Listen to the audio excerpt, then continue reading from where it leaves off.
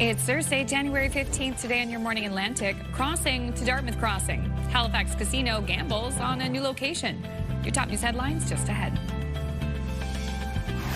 And want to boost your mood and your metabolism? A high-energy group fitness class might be just the thing. I head to Orange Theory to check out the workout a little later.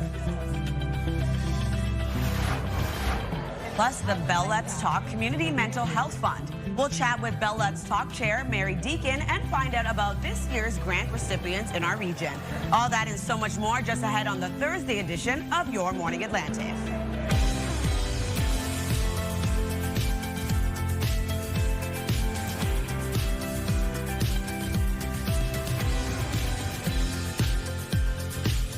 Well, good morning. Come on in. It's Thursday already, almost 6:01. It's January 15th. If it's your birthday, happy birthday to you. Oh my gosh, yeah. My sister's birthday's in 2 days. Oh, wow. Oh, well, happy early birthday for your sister. Her name is Mandy. I know sometimes people call you Mandy. Yeah, Mandy is my nickname too. It's funny because you know when you have a nickname and someone who doesn't typically call you by your nickname calls you by it or vice versa, you're like, oh. A little thrown off by I know, it a little, exactly. Yeah, or there's that person who maybe people in your life know you as Mandy. Yeah. So when you're out in public and someone's like, hey, Mandy, you're like, whoa. Whoa. Yeah, it's like my cousin Patty. Her name is Patricia, but I think like me and my immediate cousins, the only people that call her Patty. That call her Patty. Aww. Now, you wouldn't know it's January 15th, though, by looking outside. No, you'd think it was, I don't know, like well, a weather the ducks would love. It's very rainy in the Halifax area. Absolutely, and really warm as well. We're going to see really warm temperatures, record-breaking actually for this time of the year and this time of the month. Above seasonal daytime highs for much of the Maritime. So things are really warming up, but as you mentioned, Crystal, there is active weather across the region. Rainfall for parts of Atlantic Canada pretty significant. So keep this in mind when you are heading out early this morning. 7 degrees starting off your day over in Antigonish, and we are seeing periods of rain expected throughout your day today. Just make sure to allot some extra time out on the roads, and make sure, don't forget your rain gear as well. It's going to be a quite wet day ahead for much of Atlantic Canada. As of right now, 3 degrees as you head outdoors in Fredericton, with 4 into Charlottetown and Halifax, 6 degrees in Sydney, minus 18 over in Labrador City, and 7 degrees into St. John's, Newfoundland. We do have a special weather statement in effect for the Atlantic coast of Nova Scotia today. Also seeing a snowfall warning for parts of northern New Brunswick. We do have a special weather statement in effect for parts of Newfoundland for Friday morning until overnight. And looking at a rainfall warning and a wind warning, as well as a winter storm warning in effect. I will add information for that a little bit later on. In terms of our satellite and radar, here's the current system that has moved in, bringing snow and or rain for parts of the Maritime region. Also going to see a bit of mixed precipitation for parts of Newfoundland and Labrador today. And in terms of the wind, going to pick up into the afternoon, but as of right now, quite light, nothing above 19 kilometers per hour in North Cape, as well as Halifax and Canso.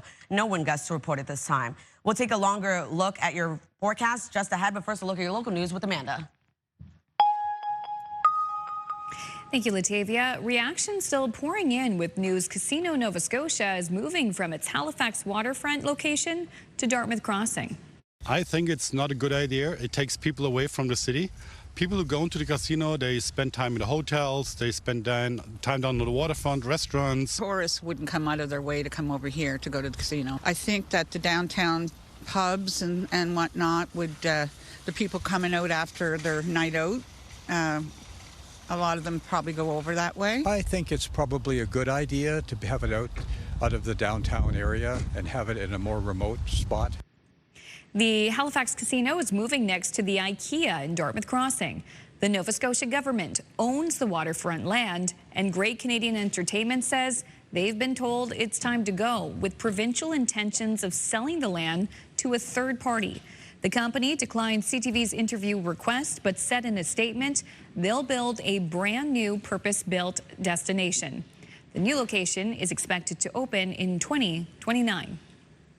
A 35-year-old man had a court date in connection with a slew of armed robberies in Dartmouth last week. 4 businesses in 4 days. It started Thursday night at a gas station on Portland Street. Police say 2 men entered the store, sprayed a clerk with sensory irritant, and made off with cash, cigarettes, and lotto tickets. On Friday night, around 9:30, a man entered an Irving station up the road on Portland and helped himself to cigarettes before running away. On Saturday, the 10th, a man walked into a convenience store on Woodlawn Road, sprayed an employee with a sensory irritant, and got away with lottery tickets. Then on Sunday, just after 10 p.m., a man had a brief altercation with a worker at an Esso station on Main Street. The man grabbed some cigarettes before fleeing on foot. Fast forward to Tuesday, police arrested Jordan Peter Cusack. He's facing charges of robbery and failing to comply. A new report reveals just how many Maritimers are leaving the country for medical treatment. According to the right-leaning Fraser Institute, an estimated 1,659 New Brunswickers left the country last year for medical care.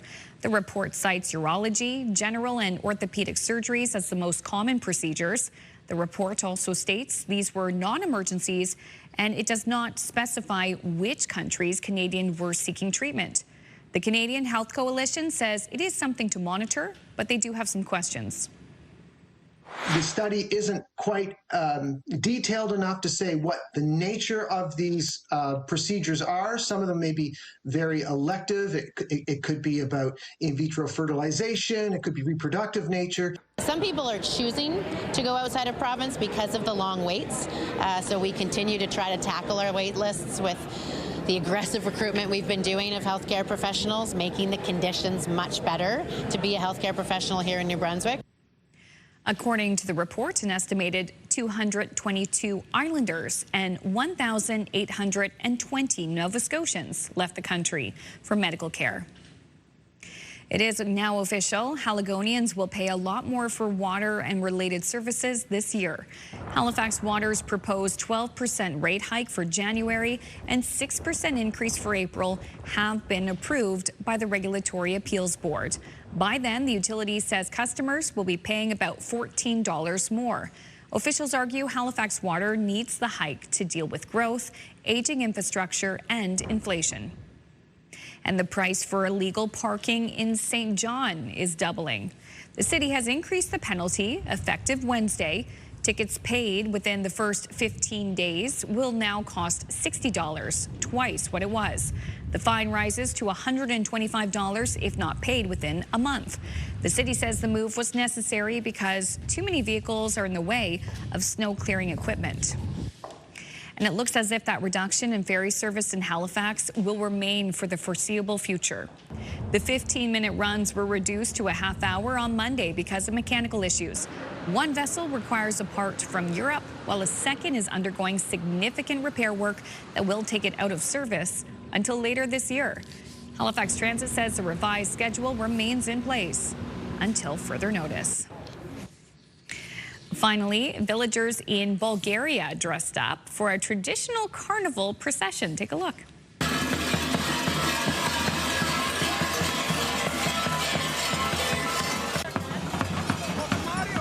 That looks like a lot of fun. The carnival happens ahead of the start of the Serva Festival and involves revelers chasing away evil spirits and looking to bring in good health for the new year.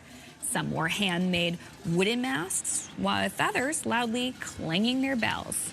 These are great outfits. I mean, they are fantastic. You know they're going to be warm. Oh, definitely. Oh, yeah. I like the bells on them. I'll wear this when I'm doing my Bulgarian split squats at the gym. Why not? You'll think of them, right? Oh, definitely. I'd be way too warm if I was wearing all that. That's well, and wonderful. they're moving quite a bit too, right? They are moving. Yeah, they're going to get Glad warm. you said the word moving, because that's the key word right now. If you're looking for some motivation to move a little more, an upcoming campaign may help. We're excited to be launching Body Movin' in February. This is the second year for Body Movin'. So this is an opportunity for folks to improve their mental health, improve their mental wellness by moving their body in any way that they can. Yeah, so the goal is to move more, to feel better in any way you can. A quick walk, lifting some grocery bags, busting out dance moves. It all counts as a way to keep your body and mind healthy. The campaign also raises money for mental health, and last year the challenge raised $80,000. This is an initiative of Mental Health Nova Scotia. Shout out to my friend Jen, who was one of the dancers in that video. Really? Well, Jen, I like your moves. Yeah, she's always on the move. Okay, still ahead on the show, we're going to have your first look at your national and international news headlines on this Thursday morning. And Latavia has more today on the very mild temperatures. I know it's not necessarily rain for everyone, but it's hard to believe it's the middle of January. Right? I don't think it's going to last, but we'll find out in a minute. I know. I mean, how good is that ice in Fredericton right now? The TV's got the forecast when we return.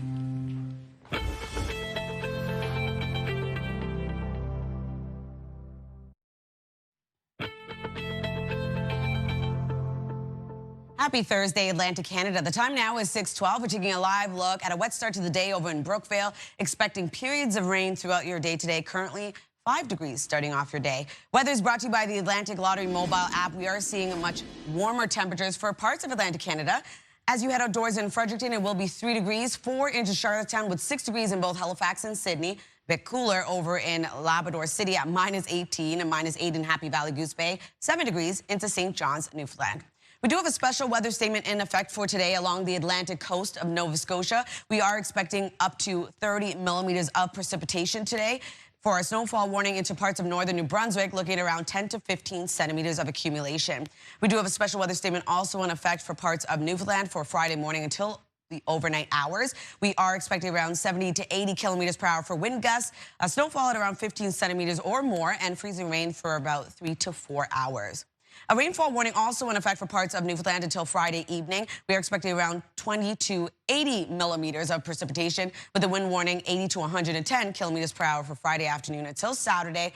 And looking at a winter storm warning for parts of Labrador. Friday until Saturday could see 15 to 25 centimeters of accumulation. So we do have this wintry mix moving in right across Atlantic Canada today. Seeing snow and a risk of freezing rain. So snow mixed with rain into the northern region of New Brunswick. Other than that, for the maritime region, we're looking at periods of rain, at times heavy for parts of Nova Scotia. And then for Labrador, periods of snow expected for much of the province into the afternoon. And then for Newfoundland, looking at periods of rain throughout your day as well. So into the afternoon, much of the same. We're still dealing with this mixed precipitation, so keep that in mind when you are heading out today. And then into this evening, we are going to start to see this precipitation clear out of the maritime region. Still remaining mixed precipitation for Newfoundland and Labrador, taking us into early Friday morning. Temperatures slowly start to cool down, and we are going to see mixed precipitation return yet again. If you're wondering about precipitation totals, starting off light, picking up quite fast. We're looking at around 2 to 10 millimeters for much of New Brunswick. Could get up to 10 to 20 for the southern region of the province. 10 to 20 millimeters as well across Prince Edward Island,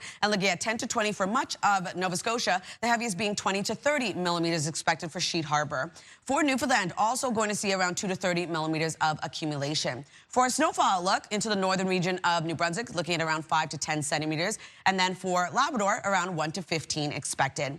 For forecast today for New Brunswick, looking at rain mixed with snow for the northern region. For the rest of the province, periods of rain throughout your day, wind gusts of 40 kilometers per hour. Prince Edward Island looking at highs between 3 to 8 degrees today. Rain throughout your day as well with wind gusts of 40. For Cape Breton, eastern Nova Scotia, also going to see rain throughout your day. So a wet day ahead with temperatures really warming up, looking at 8 to 11 degrees. For the rest of Nova Scotia, same thing applies. We are going to see rain, but we'll clear out into the mid to late afternoon, leaving cloudy skies and daytime highs between 7 to 9. For Labrador City, looking at a high of -16 today. We do have some light snowfall transitioning over to mainly cloudy skies into the late afternoon. Showers expected throughout your day for St. John's, Newfoundland, with a high of 7. Friday's forecast, temperatures will start to cool down, so not dealing with as warm of a day as we are today, but we do have mixed precipitation yet again, looking at a risk of some freezing rain for parts of Prince Edward Island and mainland Nova Scotia.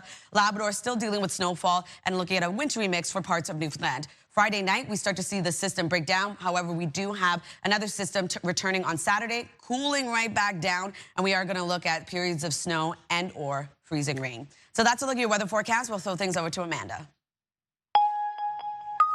We're going to stay inside after all that forecast. Thank you so much, Latavia. To your international news now. Prime Minister Mark Carney is now in Beijing attending meetings with Chinese leaders to discuss trade and international security. The 4-day visit is packed with meetings with the ultimate goal of repairing a tense diplomatic relationship. CTV's Annie Bergeron-Oliver has more from Beijing.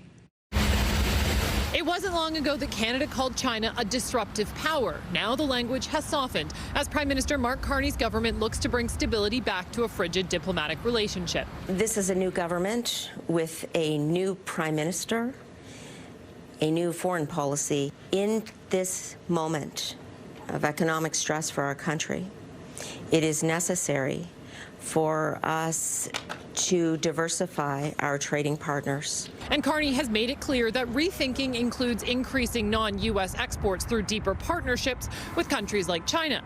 And over the next few days, the Prime Minister will be pitching Canada to business and government leaders as a place to invest.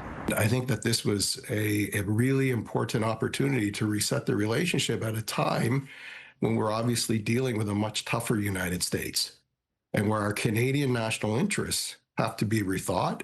A key area of debate and likely disagreement, Canadian tariffs on Chinese electric vehicles and Chinese tariffs on Canadian canola products. Government officials say it's reasonable to expect progress on so-called trade irritants, but the definitive removal of tariffs is unlikely. Our ultimate goal is to restore market access to China, have more smoother, predictable trade with our number 2 export market. And so we're looking for signs of progress and resolution on that front. This trip is all about getting business investment. So far, there are no cultural or heritage events on the schedule. Carney will spend his first full day in Beijing meeting with business leaders. Then he'll transition to China's Great Hall, where he'll meet with government leaders, including the Premier, and participate in 2 signing ceremonies related to energy and climate change. CTV's Annie Bergeron-Oliver reporting in Beijing. Turning now to Quebec, where Premier François Legault has announced he's stepping down as leader ahead of an election this fall. I'm seeing now that currently many Quebecers are hoping and wanting a change in Premier. For the good of my party and especially for the good of Quebec, I'm announcing today that I will be resigning my position as the Premier of Quebec. Legault will remain in his role until the party chooses a new leader, but when that will be has not been determined. Legault's party, the CAQ, formed 2 majority governments since 2018. In recent months, the CAQ has faced backlash over its law, changing how doctors are compensated, prompting 2 ministers to resign. 6 legislative members left the CAQ last year. U.S. President Donald Trump says he's been told Iran has stopped killing protesters, but hasn't withdrawn his threat of military intervention. CTV's Adrian Gobriel on what it means for Iranian Canadians watching nervously from abroad. As smoke rises above the streets of Tehran, Global Affairs Canada is issuing a clear warning to Canadians in Iran. Get out of the country immediately. This is a very real threat, and it is escalating. On January 8th, Iran's government cut the country off from the internet. Since then, Iranians have been risking their lives to share these images of brutality with the world. It's very emotional. I'm trying not to cry. Iranian expat Yasaman, who asked that we not use her last name to protect her family in Iran, just received a message today that her aunt was shot in the leg while protesting in Tehran and has now died. They tried to send her to a hospital, but the supreme leader military is in the hospitals and the doctors are not allowed to operate. This WhatsApp message from Yasaman's cousin in Iran shares that her aunt bled to death as a result of her wounds. Many of the doctors have been detained because they tried to help the civilians. Earlier today, Iran's judiciary head signaled that protesters' trials and executions would be fast-tracked. This comes as U.S. President Donald Trump claimed this afternoon that he's being told the killings in Iran have stopped.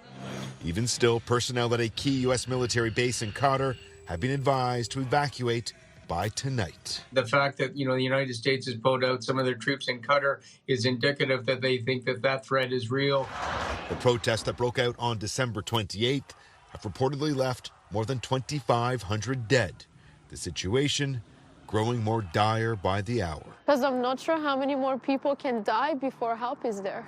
As difficult as it may be to watch the horrors taking place on the streets of Iran, Yasaman is pleading with Canadians not to look away. CTV's Adrian Gobriel reporting in Toronto. A quick break here on Your Morning Atlantic. When we return, we'll have TSN's must-see moment, plus your business headlines on this Thursday morning. Please stay with us.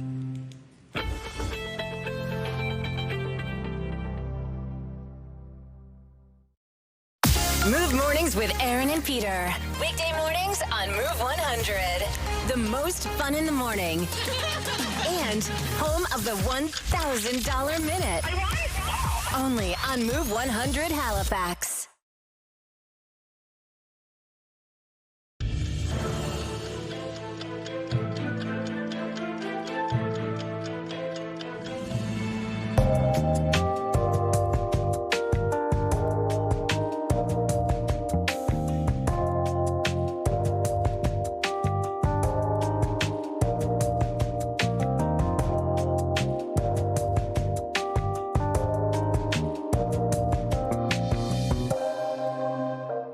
Welcome back to our show. It's 6:25 and time to check in with our friends at TSN Sports Center for today's must-see moment. Hello there, Kara Wagland inside the Sports Center newsroom with your must-see moment from Wednesday. And for it, we are off to Buffalo, where the Sabres were hosting the Flyers. Buffalo turns the puck over in their own end. Owen Tippett gets it over to Nikita Grabenkin. He is absolutely robbed by Ukko-Pekka Luukkonen. The Finnish goaltender sliding across to make the incredible glove save. It's a big reason why the Sabres have won 14 of 16 games. It is your must-see moment from Wednesday. And coming up tonight on TSN, it's IIHF Under-18 Women's Worlds. Canada taking on Finland. Puck drop for that one goes at 7:30 Eastern. That's all for now from Sports Center. Have a great day.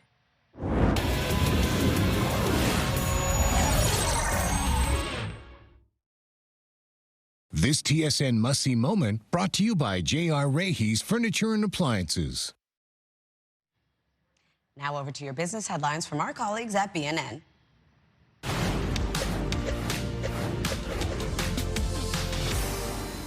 Chorus Entertainment reporting a loss of $11 million in its latest quarter.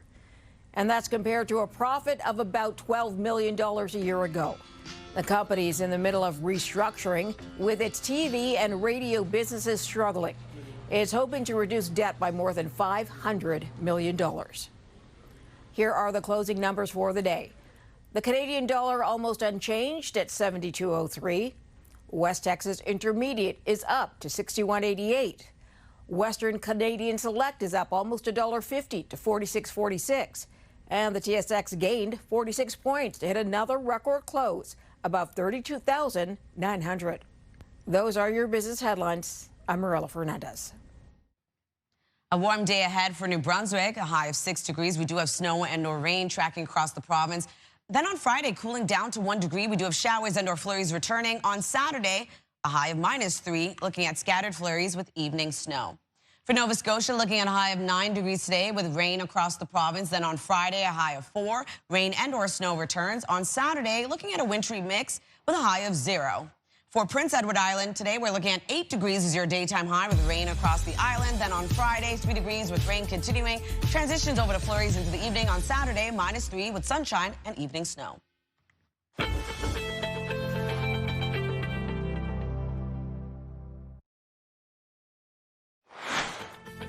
Just ahead in this half hour, the Move Morning Chat. Today, we want to know how you unplug and stop the doom scrolling. That conversation is about 15 minutes on Your Morning Atlantic.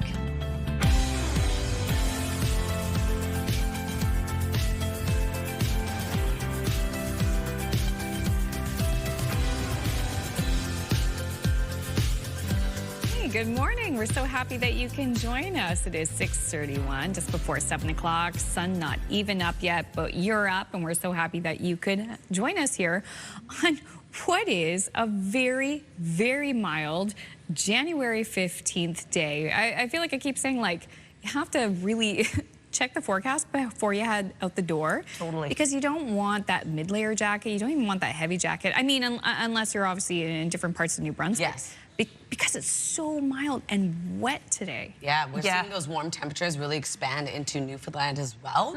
So for much of Atlantic Canada, we're seeing this warm air move through. Obviously for Labrador, it is cooler, but not as cold as it usually is. So, which is usually pretty cold. Yeah. And then I was watching your full forecast too. I mean, we have like this tiniest of breaks after this system's gone. Yeah. And then we got another one on the way for Friday night weekend. Sit back and grab a lawn chair. It's a systems parade. Exactly. The only one about these systems, they don't throw candy. No. You know? Oh, no. They don't wave. Instead, yeah. Exactly. But we are going to see, like you said, Amanda, system after system after system. Wow. Temperatures will start to cool down as we inch towards the end of the work week. But today we're looking at warm temperatures, starting off in Moncton, 3 degrees early this morning, and a wet start to your day. Keep that in mind when you are heading out. You're going to want to allot some extra time out on your commute. 3 degrees in Fredericton, 4 in Charlottetown, 6 degrees in both Halifax and Sydney, -8 over in Happy Valley Goose Bay, and 1 degree in St. Anthony. Over to the special weather statement currently in effect for the Atlantic coast of Nova Scotia. This is throughout the day today. We do have a snowfall warning for parts of northern New Brunswick, as well as a special weather statement in effect for parts of Newfoundland, a rainfall warning and a wind warning, as well as a winter storm warning for parts of Labrador. Here's a look at that current system tracking across the region, looking at snow and or rain for much of Atlantic Canada today. We'll be seeing a bit of clearing for parts of Nova Scotia, leaving cloudy skies. But other than that, for the most part, we are going to see this wintry mix throughout your day today. And then in terms of the wind, quite light starting off. Will continue to pick up a little bit later on. As of right now, 22 kilometers per hour in Halifax with 19 in Lunenburg and Canso. And no wind gusts to report at this time. We'll take another look at your long-range forecast just ahead. But first, a look at your local news with Amanda. Thank you, Latavia. Casino Nova Scotia on the Halifax waterfront will remain open while its new casino space is being built in Dartmouth Crossing. The Halifax Casino is moving next to the IKEA. The Nova Scotia government owns the waterfront land, and Great Canadian Entertainment says they've been told it's time to go, with provincial intentions of selling the land to a third party. The company declined CTV's interview request, but said in a statement they will build a brand new purpose-built destination. Quote, creating a signature development that will redefine entertainment and economic opportunity in the region and establish a new tourism anchor in Nova Scotia. The new location is expected to open in 2029. In New Brunswick, a short day of testimony at the double murder trial for an elderly couple that's underway in Moncton. A legal matter came up during testimony from an RCMP officer who worked on the case, so the jury was sent home yesterday while it was sorted out. Jansen Baker is accused of first-degree murder in the deaths of 78-year-old Bernard Saunier and his wife, 74-year-old Rose Marie. The Dieppe couple was shot and killed in their home in September of 2019. The trial is expected to last upwards of 3 months. A 35-year-old man had a court date in connection with a slew of armed robberies in Dartmouth last week. 4 businesses in 4 days. It started Thursday night at a gas station on Portland Street. Police say 2 men entered the store, sprayed a clerk with sensory irritant, and made off with cash, cigarettes, and lotto tickets. Then on Friday night around 9:30, a man entered an Irving station up the road on Portland and helped himself to cigarettes before fleeing on foot. Saturday, the 10th, a man walked into a convenience store on Woodlawn Road, sprayed an employee with sensory irritant, and got away with lotto tickets. Then on Sunday, just after 10 p.m., a man had a brief altercation with a worker at an Esso station on Main Street. The man grabbed some cigarettes before fleeing on foot. Tuesday, police arrested Jordan Peter Cusack. He's facing charges of robbery and failing to comply. The emergency room at the IWK Children's Hospital is busy dealing with children who have the flu, and doctors warn the spread is picking up speed. Among other symptoms, the health center is seeing a wave of children with high fevers, coughs, and vomiting. While most kids can recover safely at home, parents are being urged to head to emergency if their child is struggling to breathe, showing signs of dehydration, or has a fever lasting several days. Public Health is also urging people to get flu shots, stay home when sick, and wash hands regularly to slow the spread and reduce the pressure on the hospital. Millions of Canadians are watching with great interest as the Prime Minister tries to make some new trade deals with China. Canadian farmers are hoping to see the removal of punishing tariffs on canola, and fishers and processors here would like to see the same for seafood. A 25% tariff from that country has hit the industry hard. The provincial economy has lost, $400 to $500 million in sales to China over this period of time. We have done precious little export to China since April. We did a shipment today, ironically, but it's one of only 4 or 5 we've done in the last year. China's tariffs are widely seen as retaliation for the 100% tariff Ottawa put on Chinese electric vehicles. Rosse is getting a new community center with a nice service to replace its staging arena. The time has come to make this proposal a reality. The 74-year-old building has seen better days, but with $6 million in provincial funding, the long-talked-about community complex will begin construction. There will be ice, a walking track, and multi-purpose areas, including indoor courts. The two pieces, the new structure and the renovated structure, will be connected by a physical connector that will be a public cafe and a public gathering space. This is something that is going to help our communities be healthier. It's going to build cohesion within society because we're going to be bringing old and young together. The $36 million project is still about $10 million short. Groundbreaking is expected in April, with the facility opening in 2028. Finally, speaking of builds, Donald Trump may say he doesn't want cars from Canada, but one Canadian-made vehicle stole the show at the Detroit Auto Show, being named Car of the Year. You recognize this one? The Windsor-made Dodge Charger took home the 2026 North American Car of the Year honor. Jurors spent the last year test driving and evaluating vehicles on multiple criteria, including design, safety, and performance. The president of the union that represents workers at the Windsor Assembly Plant calls it fantastic news and a real testament to the members of the plant and Stellantis. Aww. Windsor-made Dodge Charger. Taking me back to my childhood growing up on a farm. The closest city was Windsor. The closest city was my Windsor. Neck of the woods. Love it. The Dodge Charger. I love the Charger. It's an iconic car. Yeah, I've driven it before, like for a couple weeks when I had a rental. It was amazing. Oh, I bet. Yeah. I was like, can we just rental too. switch? I don't want my car back. It's fun. Yeah, the 2026 North American Car of the Year. Oh, gosh. Wow. Go to the auto show one year. That's wouldn't that be in the cool? Motor City. Oh, yeah. All right, let's talk about international diplomacy. It's a big topic these days. This is a fun approach to it, though. Sometimes after a day of high-stakes meetings, it's helpful to just work things out on the drums.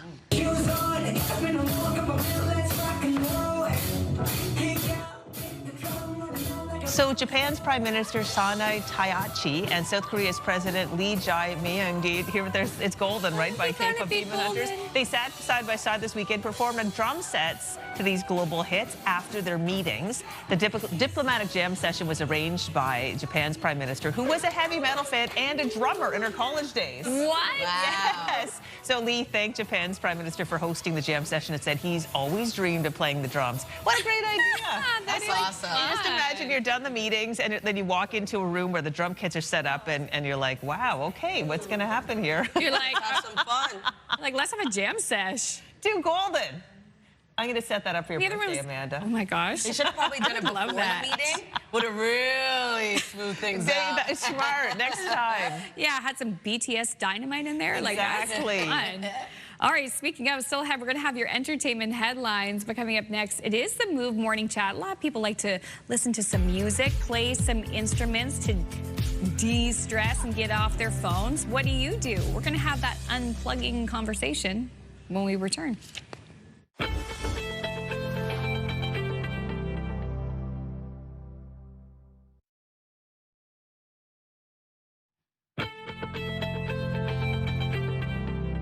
Good morning and welcome back. The time now is 6:44. We're taking a live look at St. John's, Newfoundland. Quite a warm start to the day. 7 degrees for your current temperature as you head outdoors, and we are expecting periods of drizzle and or showers throughout your day today. And we are seeing that wet weather track across much of Atlantic Canada early this morning.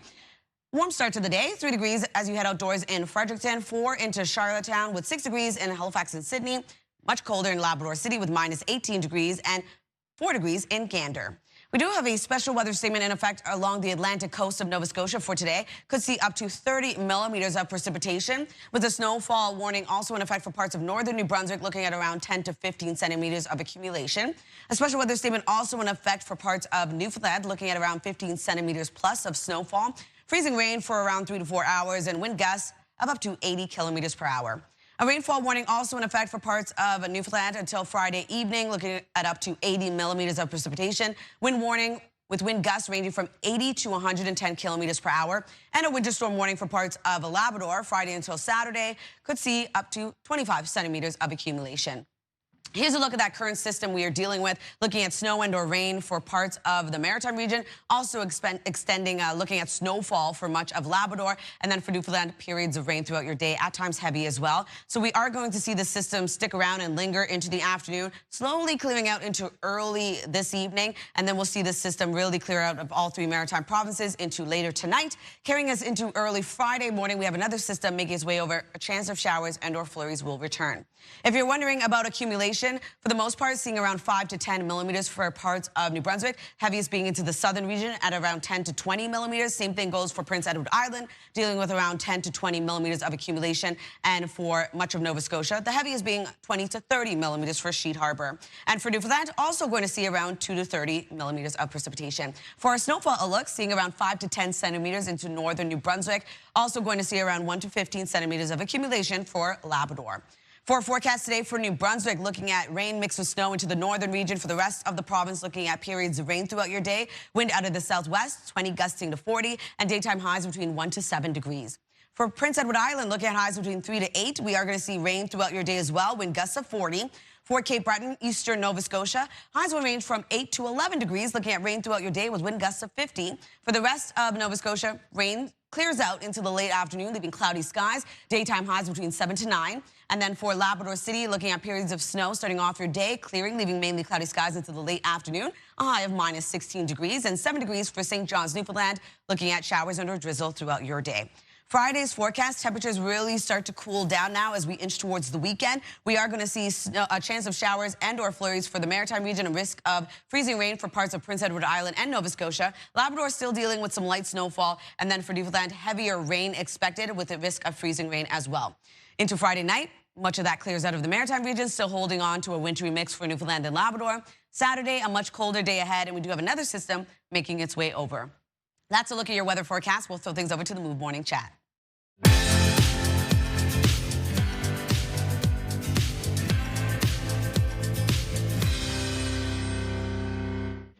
Well, I'll just put this away because it's the Move Morning Chat. We're going to talk about unplugging and resetting, especially when it comes to these little devices that take over our lives. Aaron, why are we talking about that today? Well, this is going to be a surprise to nobody, but there's new research out that shows a lot of people are intentionally unplugging because we all have way too much screen time, and it's leaving us feeling overwhelmed, anxious, and disconnected. So we are sharing our favorite ways to just kind of unplug and reset. I'm a bit of a princess. I love a spa day, and I can't get enough of a Nordic spa. It's my favorite thing to do, and you're not allowed to bring your phone. So you get a couple hours, do the whole sauna, cold plunge, warm pool rotation. No phones allowed. I feel like a new person. I don't even want my phone when it's all done. It's so great. It's my favorite way to reset. And my favorite way to reset, and this is a little embarrassing, but is singing. Singing loudly for absolutely no one. I have guitars around the house all over the place, so I'll pick one up and I'll sing. And I'll just, again, no one's around, so I can sing whatever I want. I can play whatever I want. And this one, Move family members know this one, and this is a particularly embarrassing one. I will put on karaoke versions of songs on YouTube and just sing and sing, and it's kind of like, the next episode of whatever you're binging right now. It'll just go to the next song it thinks you want to sing, and oftentimes it's right. Mm-hmm. That's and I'm fun. just doing that in the house. Yeah. I love that, Peter. I like to, not to unplug, but just in general, I like to harmonize with songs on the radio. I really do. Like, I'm not very good at it, but I love to do it. Oh, yeah. People make fun of me all the time. For me, well, I also love a Nordic spa, Aaron. Like, it's one of my favorite things in the world. But that's not possible every day. So I think just for me, getting outside at all, like a walk, even just a short walk outside. Where I live, it's close to the water, close to some trees and woods. So I'm just getting that. And then, of course, a run if I've got a little more time. And it's just getting outside in any kind of fresh air, even on a crummy day, really resets my mind. What about you, Amanda? I'm the exact same way. It's getting outside and going for a walk or for a run. I'm grateful that we have this dog because no matter the weather, he's got to go for at least a 30-minute walk. So I'm guaranteed to have a walk every day. That's my best way to unplug. But in a different way, I also just love reading books, which is no surprise. And I do listen to some audiobooks, so I do have my phone for that. But for the most part, the phone is tucked away. I have a nice cozy blanket, a cup of tea, and I have a book, and I just dive right in. It is the best way to unwind for me. But I do have to try a Nordic spa. Never done it. You've never done it? Thank you. Oh, Amanda, it'll change your life. Books are great. I read a book over the holidays. We were snowed in. I had no choice. We had nothing. Book was the only entertainment available. I'm like, wow, there's something to these books. It had been a minute since I read one. Anyway, how do you unwind at home? We want to know. Simply text us at 10400 and let us know what is your go-to way to unplug and reset. We'll have a fun little roundup at the end of the show.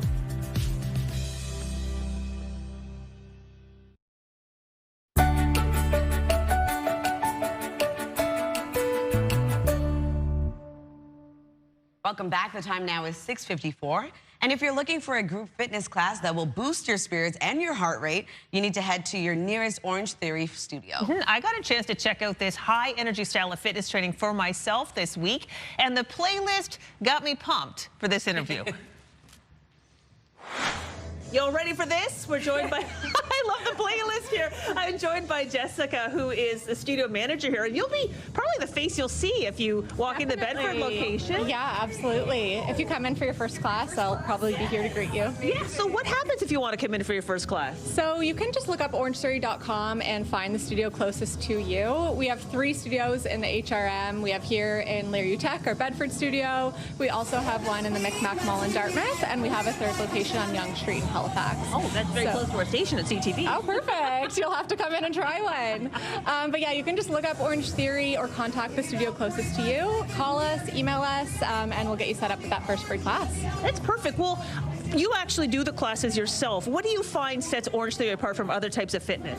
I love the combination of both strength training and cardio training. We do have different classes on the schedule as well. One of my favorites personally is the Strength 50 classes, where you can go in there and just do 50 minutes of just straight weightlifting. Yeah, we also do have Tread 50 classes. If you're looking for just cardio, it's 50 minutes of just treadmill. That's actually what's going on in there right now. But there also is the option of doing a 2G or 3G class, which has a combination of the treadmill, rower, and weight floor. Okay, so all the locations offer all the different options, which is great. And you really do get a lot of bang for your fitness buck in that hour. Like, you feel really worked out. Absolutely. It is like personal training, but in a class-based setting. The coach is in the room telling everyone what to do, demoing the exercises, and you really can take it all at your own pace and fitness level, depending on how you're feeling that day. If you have any injuries or orthopedic concerns, the coach will work with you as well to try to find a solution to make sure that everyone's able to do the workout. That's fantastic. So if anybody at home is thinking, you know what, I'd love to give it a try, they actually should, right? Absolutely. It doesn't hurt to come in and try the first class for free. Our community is super welcoming. You'll have smiling faces greeting you as soon as you come in the door. Give it a try, and we're here to help. Yeah, I love it. And I really did see all different ages, all different body types, and different fitness levels in the class. I think that it's true that you really can start wherever you are. Absolutely. You can really take it at your own pace. Whether you're new to fitness, it's your first time in the gym, or if you're an experienced athlete, everyone can do the class. All right. Well, Jessica, thank you so much. Thank you. And we put all the information about Orange Theory on our website so you can find out more for yourself. Taking another look at our 3-day forecast, 6 degrees for your daytime high, looking at snow and or rain across the province. Then on Friday, cooling down to 1 degree. We do have showers and or flurries returning. On Saturday, really cooling down, -3 degrees is your daytime high. Scattered flurries, transitions over to snow into the evening. For Nova Scotia, a high of 9 degrees today. We do have rain across the province. Then on Friday, a wintry mix returns with a high of 4. Then on Saturday, 0 as your daytime high. Chance of flurries and or showers, transitions over to steadier rain and or snow into the evening. For Prince Edward Island, a high of 8 with rain across the island. Evening flurries on Friday with a high of 3. On Saturday, -3 degrees, a mix of sun and cloud with evening snow.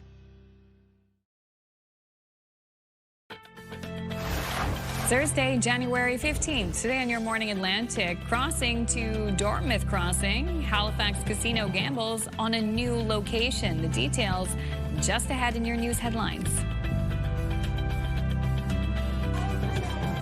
And how is your heart rate? We'll head back to Orange Theory to find out if a high-energy group fitness class might be just a thing to get you moving in 2026. That's later this half hour. And those stories and more all coming up on this Thursday edition of Your Morning Atlantic.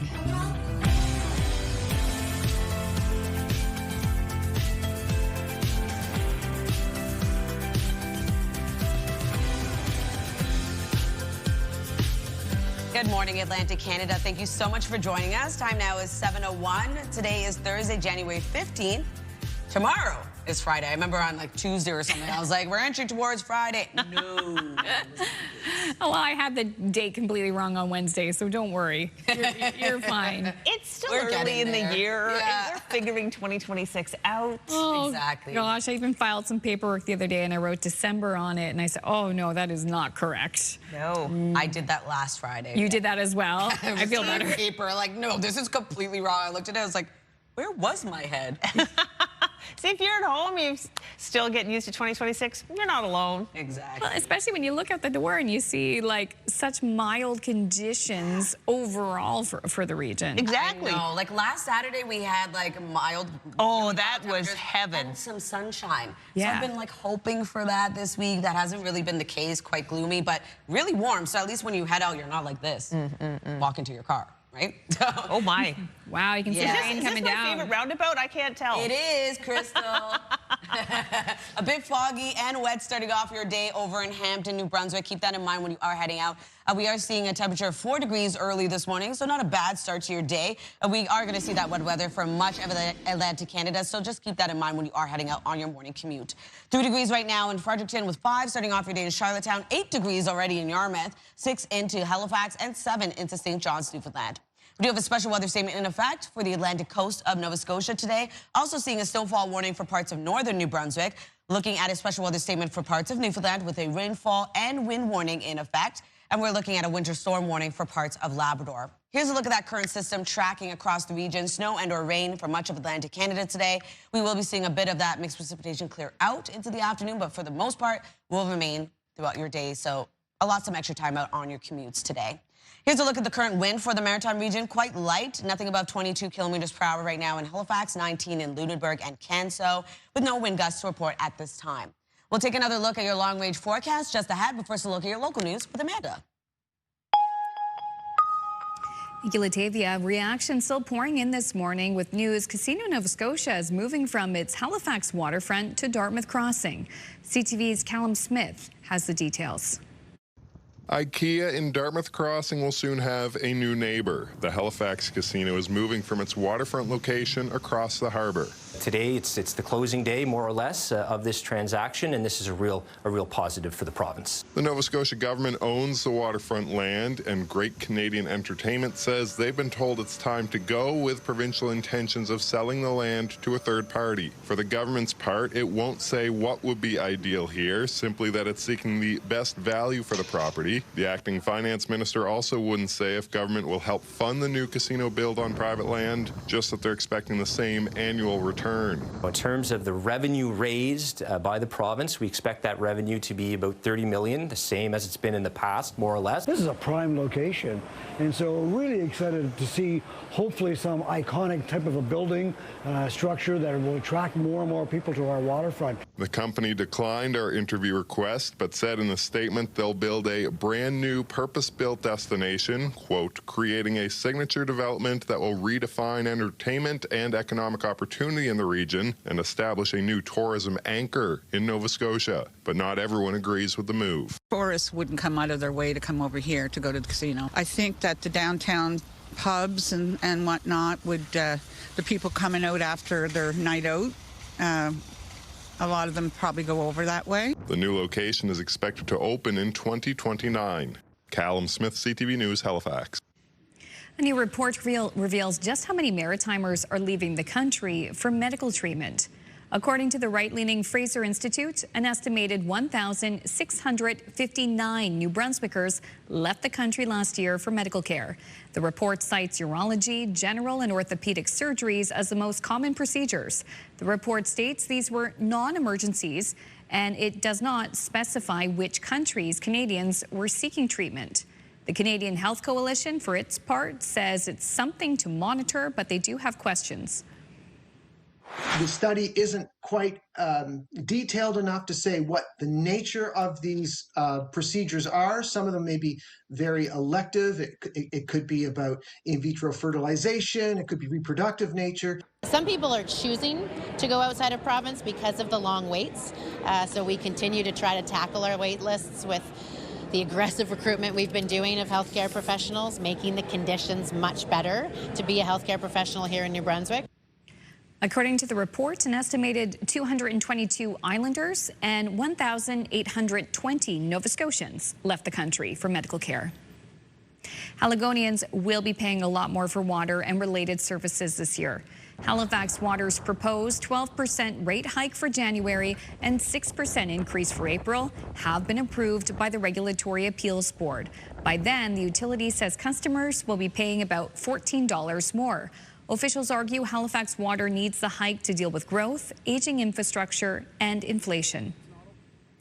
The price for illegal parking in St. John is doubling. The city has increased the penalty effective Wednesday. Tickets paid within the first 15 days will now cost $60, twice what it was. The fine rises to $125 if not paid within a month. The city says the move was necessary because too many vehicles are in the way of snow clearing equipment. Looks as if that reduction in ferry service in Halifax will remain for the foreseeable future. The 15-minute runs were reduced to a half hour on Monday because of mechanical issues. One vessel requires a part from Europe, while a second is undergoing significant repair work that will take it out of service until later this year. Halifax Transit says the revised schedule remains in place until further notice. Finally, North Macedonia marked the start of the Orthodox New Year with a costume carnival hitting the streets. Carnival goers donning masks and costumes dance through the streets as part of a tradition thought to chase off the spirits of winter. A different one than the one we saw about an hour ago. Okay, they still have winter there though, so maybe it takes some time. He'll be gone in a couple of months. I guess the winter wasn't chased away. It didn't work. No. Wow. It's on its way out. It's on, this helps. Yes. This helps usher This is a really intense festival. Yeah. I mean, the boats, too, should go in the water, is my understanding. But anyway, so cool to see things happening around the world. It's true. We're just a bunch of silly geese. We are indeed.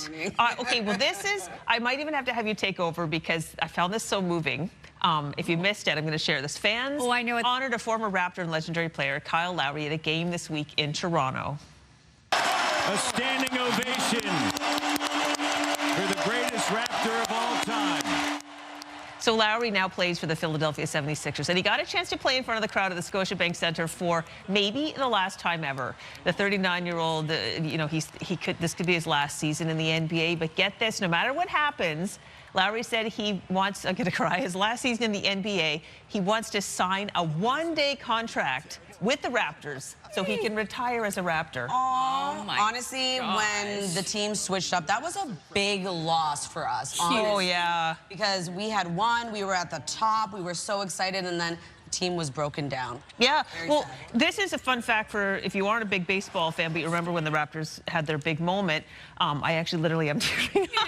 Yeah. This coach for the 76ers is Nick Nurse. Yes. Who was the coach for the Raptors at that time. And so he knew how important it was for Kyle Lowry to have that moment. So he let him play and let the fans have that moment. I'll never forget that night. It was you weren't there, were you? You were in Toronto in 2019. It was the last time that I was in Toronto. But you weren't at that game. No, I was watching this. But yeah. But the streets. Wild. Wow. And we were out there with Molly. I remember we were walking the dog and fireworks. It was wild. Oh, it was great. Unbelievable. What a time to be there. Oh, yeah. The last time I was actually there. I lived there. It was heaven. Lowry, always a Raptor. All right, still ahead. We're going to have your national news headlines, and Latavia has the latest look at the Thursday forecast. That's coming up on the other side of this break. You can see the snow that was outside the library in Truro really gone. And look, they took down the Christmas tree. Oh, wow, yeah. Yeah, the lights look still look good, though. Mm-hmm. Forecast is next.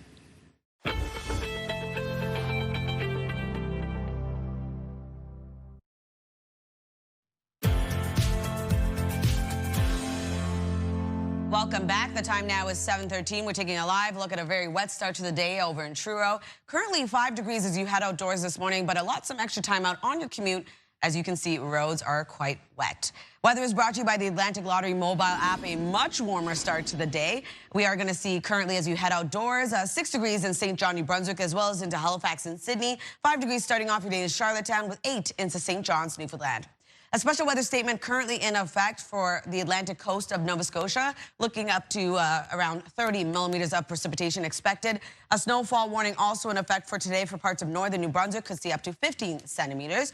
We do have a special weather statement also in effect for parts of Newfoundland for Friday morning until overnight. Could see around 3 to 4 hours of freezing rain, a snowfall of 15 centimeters plus, and wind gusts between 70 to 80 kilometers per hour.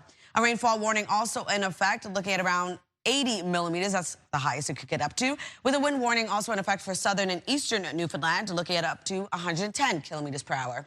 Winter storm warning also in effect Friday until Saturday for the southeastern region of Labrador, could see up to 25 centimeters of accumulation.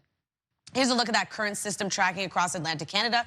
We are going to see snow mixed with rain for the northern region of New Brunswick. Other than that, for much of the maritime region, looking at periods of rain. And for Labrador, looking at periods of snow. And for Newfoundland, looking at a bit of a wintry mix starting off the day. And for the most part, seeing rain for the remainder. Into the afternoon, we start to see some of that precipitation clear out of the maritime region, leaving mainly cloudy skies to cloudy skies for the most part. And holding on to a bit of that mixed precipitation for northern New Brunswick before clearing out of the maritime region into later tonight. For Friday morning, we have another system making its way over, looking at flurries and or showers returning. If you're wondering about precipitation totals, looking at around 5 to 10 millimeters for parts of New Brunswick. Heaviest being into the southern region of New Brunswick at around 10 to 20 millimeters. Same thing goes across Prince Edward Island. And for much of Nova Scotia at around 10 to 20 millimeters of precipitation. The heaviest being into Sheet Harbour at around 20 to 30. For Newfoundland, we're also going to see around 2 to 30 millimeters of precipitation throughout the day into early Thursday morning. 5 to 10 centimeters of snow accumulation for northern New Brunswick, as well as 1 to 15 centimeters expected across much of Labrador.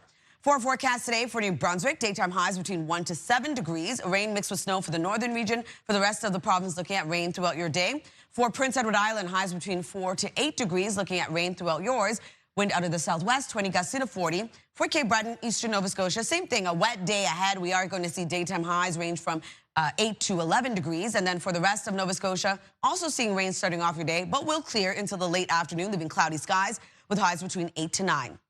Labrador City, periods of snow start off the day, clearing out, leaving mainly cloudy skies, a high of minus 18 degrees and 8 degrees for St. John's, Newfoundland, looking at showers and or drizzle for your day. Friday, temperatures starting to cool down now. We do have some mixed precipitation for the maritime region, a risk of freezing rain indicated for Prince Edward Island and mainland Nova Scotia. For Labrador, still dealing with some snowfall, and Newfoundland also seeing a wintry mix. For Saturday's forecast, we are going to see increasing cloudiness with another system making its way over. Temperatures really beginning to cool down yet again. That's a look at your weather forecast. We'll throw things over to Amanda. Thanks, Latavia. We begin in Quebec, where Premier François Legault has announced he is stepping down as leader ahead of an election this fall. I'm seeing now that currently many Quebecers are hoping and wanting a change, and a change in Premier. For the good of my party, and especially for the good of Quebec, I'm announcing today that I will be resigning my position as the Premier of Quebec. Legault will remain in his role until the party chooses a new leader, but when that will be has not been determined. Legault's party, the CAQ, formed 2 majority governments since 2018. In recent months, the CAQ has faced backlash over its law changing how doctors are compensated, prompting 2 ministers to resign. 6 legislative members left the CAQ last year. Officials from Greenland met face-to-face with American officials at the White House after U.S. President Donald Trump's repeated threats to seize the Danish territory. The threats have a number of countries concerned, including Canada. CTV's Joy Malbin has more. After months of fielding threats, Denmark ramped up its military presence in Greenland with the help of its NATO neighbors, part of a promise to beef up Arctic defense and to counter President Donald Trump's intent on conquering the mineral-rich island, a self-governing territory of Denmark. Greenland is very important for the national security, including of Denmark. And the problem is not a thing that Denmark can do about it if Russia or China wants to occupy Greenland, but there's everything we can do. The White House mocking what it calls Greenland's defenses, posting this image of sled dogs. it is not easy to think innovative about solutions when you wake up every morning to different threats. It's not easy, but diplomats from Denmark and Greenland delivered a firm message to the U.S. Greenland is not for sale, but is open to expanding America's military footprint on the Arctic island, hoping to ease Trump's security concerns. We have been pushing for quite a while in NATO for a stronger collective role in Greenland together with a number of allies, and we are eager to work with the U.S. on advancing this agenda. Even as polls show most Americans don't want to conquer Greenland, Trump isn't budging. I'm not going to give up options, but it's very important. Greenland's very important for the national security. And all this talk has Greenlanders on edge. The United States will try to buy Greenland or they will invade it. I'm afraid that he will destroy the NATO alliance, that he will, and he threatens our kingdom and the Greenlanders. The delegation says it will meet with the Trump administration again in hopes of addressing security concerns, but with one big red line: as allies and not owned by the United States. CTV's Joy Malbin reporting in Washington. A quick break here on CTV's Your Morning Atlantic. When we return, Crystal heads back to Orange Theory. We'll catch up with her in that segment right after this. Please stay with us.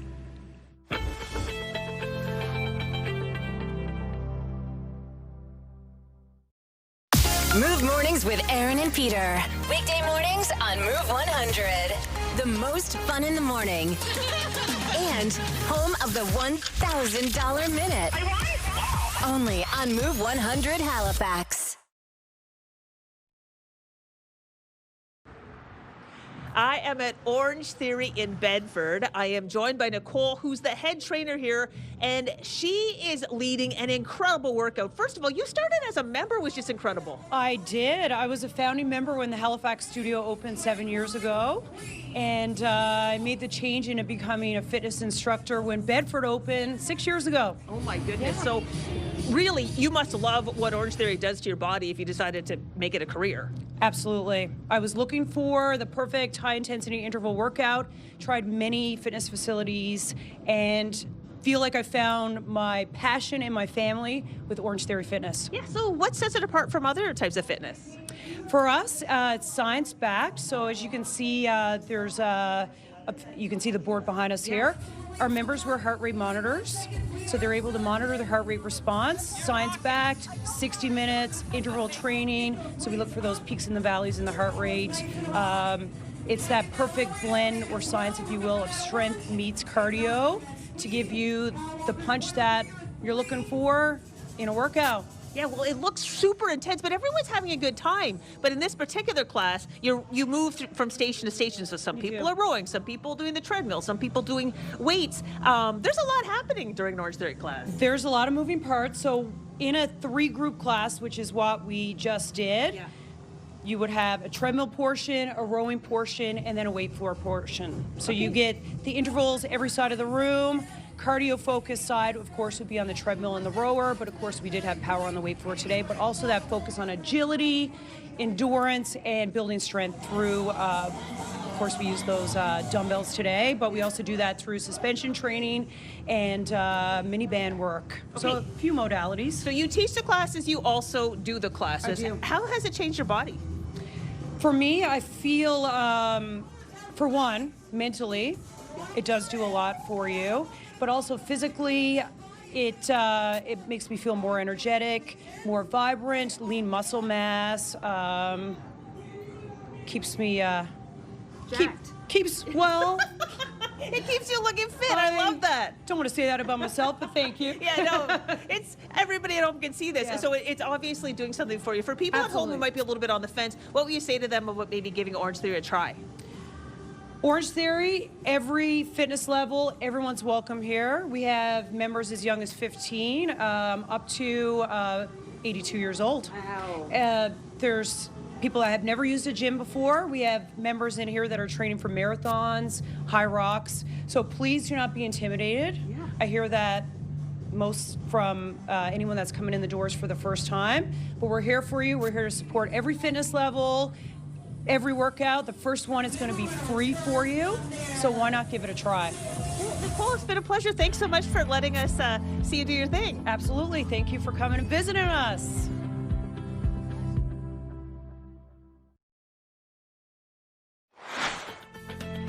Just at this half hour, dealing with consumer debt. We'll chat with the folks at Allen Marshall and Associates about making this year the year you finally get control of it. That conversation in 15 minutes here on Your Morning Atlantic.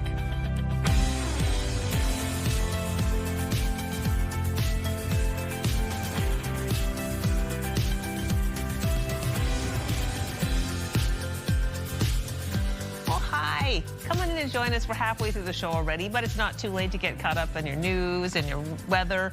And I'm looking forward to the interview with Allen Marshall and Associates because, gosh, I mean, I think if you're about to make a change, you know, health is a big one. The second one would be getting in control of your finances. What a gift that would be. That sleep easier and just everything in life would just feel a little more relaxed. It's so true. And you know what? They're the experts. Sometimes when you're on your phone and you're looking for advice, like you are just getting hit with stuff left, right, and center, and it's in generalities. So it's nice to hear from the experts. Kind of also has us thinking about your phone as well. So that's our Move Morning Chat question for today. We're asking, what's your go-to way to unplug and reset? We had this conversation with Aaron Peter about 45 minutes ago. Already received a few text messages. I just wanted to read some of them to you from our viewers. So thank you to those who have sent us a text so far. So one that we have is from Elle from Hammond's Plains, who texted us saying, I turn on the radio loud and I sing and dance to the music for 20 to 30 minutes. Nice. That's a long dance session. Good job. Yeah, that's a nice one. And another woman too also agrees with us, Nancy. She's from Paradise, Nova Scotia. She's texted us before. She said, best way to distract yourself from scrolling would be spending time outdoors 100%. So send us your texts. We are here standing by. 10400 is the number, and we'll share more answers as the show goes on. Okay, Nancy, put a raincoat on if you're headed out today. Yeah, absolutely. Yeah, it's going to be a wet one for much of the region, at least starting off early this morning, but mild as well as you head outdoors. Ooh, fun. Taking a look at Port de Grave, we are expecting a chance of showers or drizzle throughout your day, so something to keep in mind still when you are heading out. Currently 7 degrees in your area, so it is quite warm and mild for much of Atlantic Canada today. 3 degrees as you head outdoors in Fredericton, 8 in Yarmouth, 6 in Halifax and Sydney with 5 degrees in Charlottetown. Colder over in Labrador City with -19 and 8 degrees in St. John's, Newfoundland. A special weather statement is in effect for the Atlantic coast of Nova Scotia today, parts of northern New Brunswick under a snowfall warning. And we do have a special weather statement in effect for parts of Newfoundland with a rainfall warning and a wind warning across Newfoundland as well, and a winter storm warning for parts of Labrador. Here's a look at that system tracking across the region. Snow and rain today for much of Atlantic Canada. Won't be seeing any clearing until at least this afternoon, well, late this afternoon. In terms of the wind, quite light, only 22 kilometers per hour right now in Grand Etang, 17 in Charlottetown, and in Halifax, 15 in Yarmouth. Currently, one wind gust to notify you of getting up to 35 kilometers per hour in Grand Etang. That's a look at your weather. We'll have a long-range forecast just ahead, but first a look at your local news with Amanda. Thank you, Latavia. Reaction is still pouring in with news Casino Nova Scotia is moving from its Halifax waterfront location to Dartmouth Crossing. I think it's not a good idea. It takes people away from the city. People who go into the casino, they spend time in the hotels, they spend time down on the waterfront, restaurants. Tourists wouldn't come out of their way to come over here to go to the casino. I think that the downtown pubs and whatnot would, the people coming out after their night out, a lot of them probably go over that way. I think it's probably a good idea to have it out of the downtown area and have it in a more remote spot. The Halifax Casino is moving next to the IKEA in Dartmouth Crossing. The Nova Scotia government owns the waterfront land, and Great Canadian Entertainment says they've been told it's time to go, with provincial intentions of selling the land to a third party. The company declined CTV's interview request, but said in a statement they'll build a brand new purpose-built destination. The new location is expected to open in 2029. A short day of testimony at the double murder trial for an elderly couple that's underway in Moncton. A legal matter came up during testimony from an RCMP officer who worked on the case, so the jury was sent home yesterday while it was sorted out. Jansen Baker is accused of first-degree murder in the deaths of 78-year-old Bernard Saunier and his wife, 74-year-old Rose Marie. The Dieppe couple was shot and killed in their home in September of 2019. The trial is expected to last upwards of 3 months. New Brunswick's health minister is eyeing a Ontario pilot project that allowed eligible non-urgent emergency room patients to wait at home and receive text messages when it was the best time to go to the ER. Dr. John Dornan says the virtual home waiting room, which was tried at the Sault Ste. Marie Hospital, could reduce unacceptable wait times. Dornan says a plan could also be coming within this quarter to alleviate overcrowding due to patients waiting for long-term care beds. And the emergency room at the IWK Children's Hospital is busy dealing with children who have the flu. And doctors warn the spread is picking up speed. Among other symptoms, the health center is seeing a wave of children with high fevers, coughs, and vomiting. While most kids can recover safely at home, parents are being urged to head to emergency if their child is struggling to breathe, showing signs of dehydration, or has a fever lasting several days. Public Health is also urging people to get the flu shot, stay home when sick, and wash their hands regularly to slow the spread and reduce the pressure on the hospital. Finally, a Nova Scotia business owner had an unforgettable experience after she was invited to the Golden Globes. And as CTV's Vanessa Wright shows us, the star-studded event put her business on the big stage. One of the ones that was the most popular that most of the stars picked up was this mug. Jill Babcock is still riding high after she was invited to Sunday's Golden Globes. Everything is different. I've never been to California, period, let alone experience something like this. She owns an engraved glass business in Dartmouth and was invited to host a gift suite at the award show. Between the stars that I saw, the producers, the influencers, everybody was so nice. They're so kind, they're so nice, they're gracious, they're very complimentary over the product and seem to love it, which, you know, makes you feel kind of like, okay, phew. She met some of the biggest names in the business. Angela Bassett came in and I got to chat with her, and she's like, they're all so stunning and gorgeous, it's crazy. Her week in sunny Los Angeles brought several unforgettable moments, including a shout out from this Stranger Things star to her niece back home. Hello, Jolena. He said, give me your phone, I'm going to do a cameo. And it was like, hi, Jolena, to her, and she was thrilled. Babcock says she already has orders coming in as she reflects on what it meant to represent the Maritimes. It gives you a little bit of confidence as a small business from here. It gives you some confidence that you're getting the feedback from people of this caliber that are in another country that can, you know, purchase what they want. Vanessa Wright, CTV News, Halifax. Thank you, Vanessa. And if she looks familiar, it's because Mike Lamb, one of our camera operators and editors, he did a story with her before she headed to the Golden Globes, and she found out she was going to be going. So I'm so glad Vanessa did the follow-up, like, how was the experience? What an incredible experience. Yeah. I've met her. She's a wonderful woman, but you should see her art. It is stunning. Next level. Well, it must be stunning because there are literally hundreds and millions of businesses in the U.S. and Canada, and she got to go, so that's super Animals, cool. lots of stuff in there. All right, well, this is the next story that you might find interesting. It's kind of like an animal science story. So it turns out, much like myself, elephants don't like loud buzzing noises.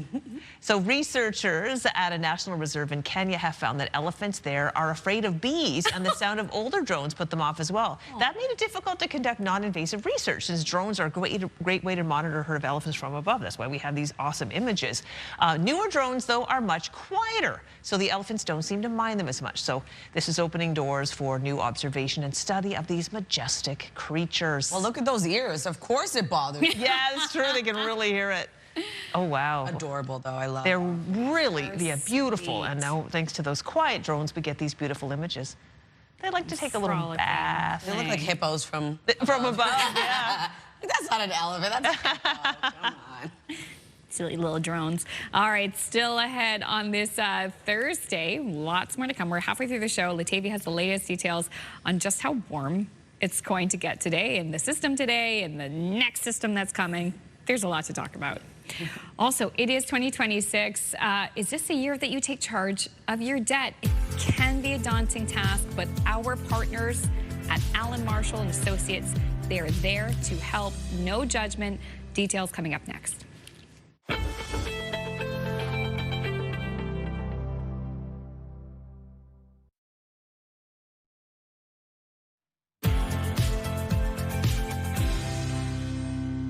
Welcome back. The time now is 7:43. Taking a live look at Bedeck. It is a bit foggy early this morning and a wet start to the day. Looking at rain expected throughout your day today. Currently 6 degrees though, so quite warm across much of Atlantic Canada. Early this morning, temperatures will continue to rise into the afternoon for our daytime highs. But as of right now, 3 degrees heading outdoors in Fredericton with 5 in Charlottetown, 6 degrees in Halifax and Sydney, colder in Labrador City with -19, and 8 degrees starting off your day in St. John's, Newfoundland.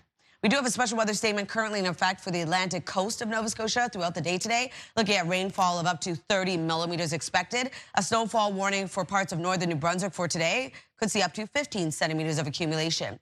We do have a special weather statement in effect as we are expecting a snowfall, freezing rain, and strong wind gusts for parts of Newfoundland, with a rainfall warning also in effect until Friday evening. Looking at rainfall of up to 80 millimeters expected, and a wind warning as well. We do have a winter storm warning for parts of southeastern Labrador Friday until Saturday, looking at up to 25 centimeters of accumulation.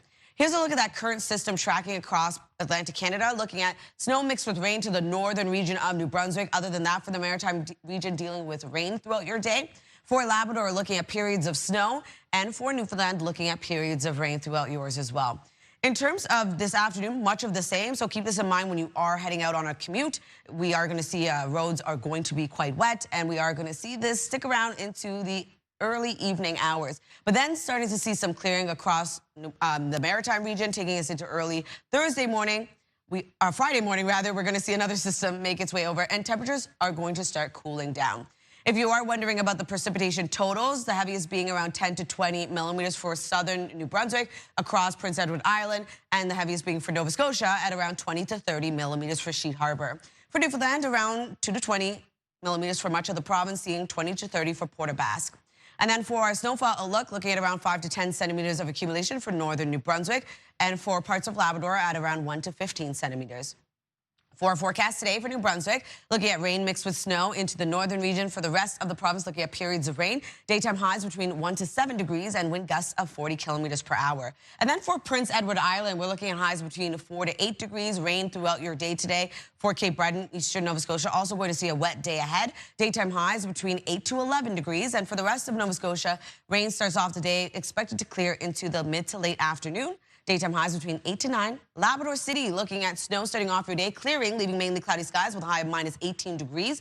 8 degrees for St. John's, Newfoundland, looking at chance of showers and a drizzle throughout your day. Friday's forecast, much cooler for our daytime highs. We are still dealing with a wintry mix, a risk of freezing rain for Prince Edward Island and Nova Scotia. And then for Friday afternoon, evening, we're going to see this system start to clear out, but we do have another one returning on Saturday.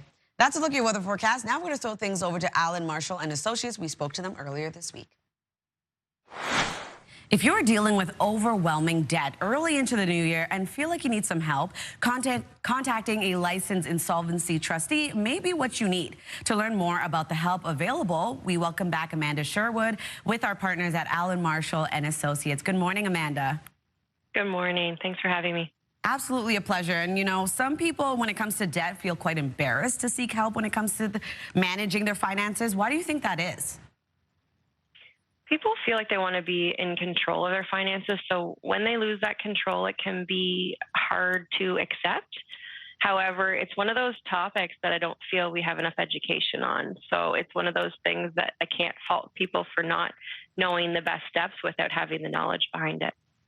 And what are some options available that a licensed insolvency trustee can help you with? We discuss all options that you may not think of, whether it just be working on your budget to allocate your money properly, suggesting you speak to your financial advisors to see if there's different bank products that may help you reallocate your financial goals. And licensed trustees are the only ones that can administer a bankruptcy or proposal if things are overextended and you need to look at compromising some debt to get a fresh start. And can you give us kind of an idea of like a success story, kind of just get an idea of how this process works and how you can kind of overcome that debt? Absolutely.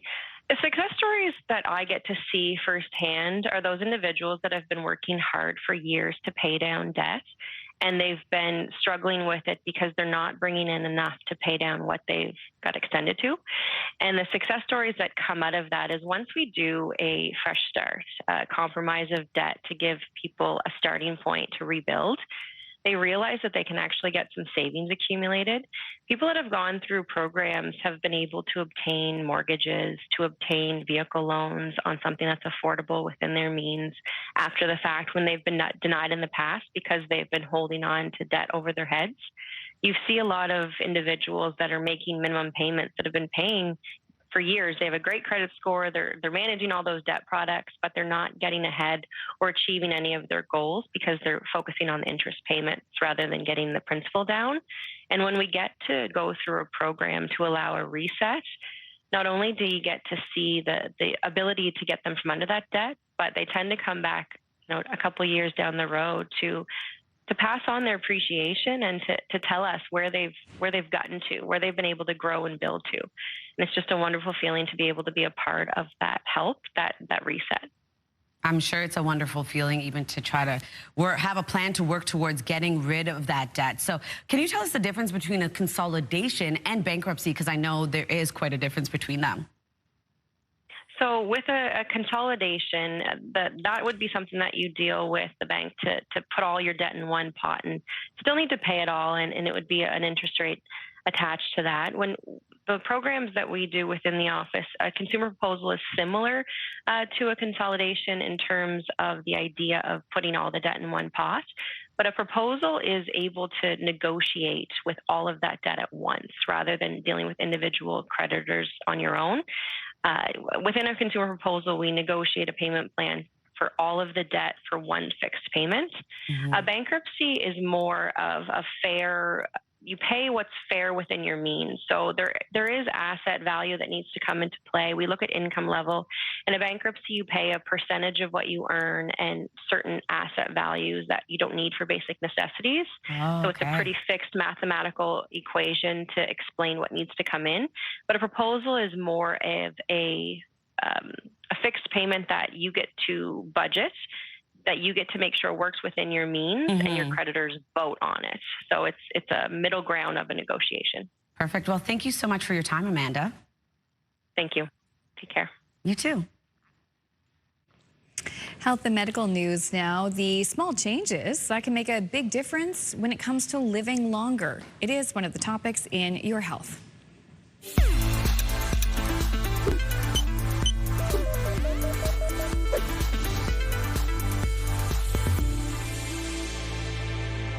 A new study shows small changes in diet, exercise, and sleep may extend a person's life by a year, especially when they're done together. And larger changes could add as much as 9 more years of life. The study found people who adapt these changes also may live longer without major health problems. Researchers at the University of Sydney in Australia conducted the study. They followed about 60,000 people over an 8-year period. The scientists say people who had a longer lifespan exercised at least 40 minutes a day, slept between 7 and 8 hours each night, while eating an extremely healthy diet rich in fruits, vegetables, whole grains, and fish. Critics of the research say more study is needed. The study appears in the journal eClinical Medicine. South of the border, new data shows 7 in 10 people in the United States now survive at least 5 years after a cancer diagnosis. That's according to the American Cancer Society's latest annual report. By comparison, in the 1970s, only about half of cancer patients lived 5 years or longer. Doctors say the 5-year mark is critical as the risk of many cancers returning drops significantly after that point. Finally, the kiwi fruit has emerged as a surprising go-to remedy for chronic constipation. New recommendations published in a British medical journal suggest eating 2 to 3 kiwi fruit daily for 4 weeks will help provide relief. Experts say the kiwi's unique type of fiber, enzymes, and natural crystals seem to be the key.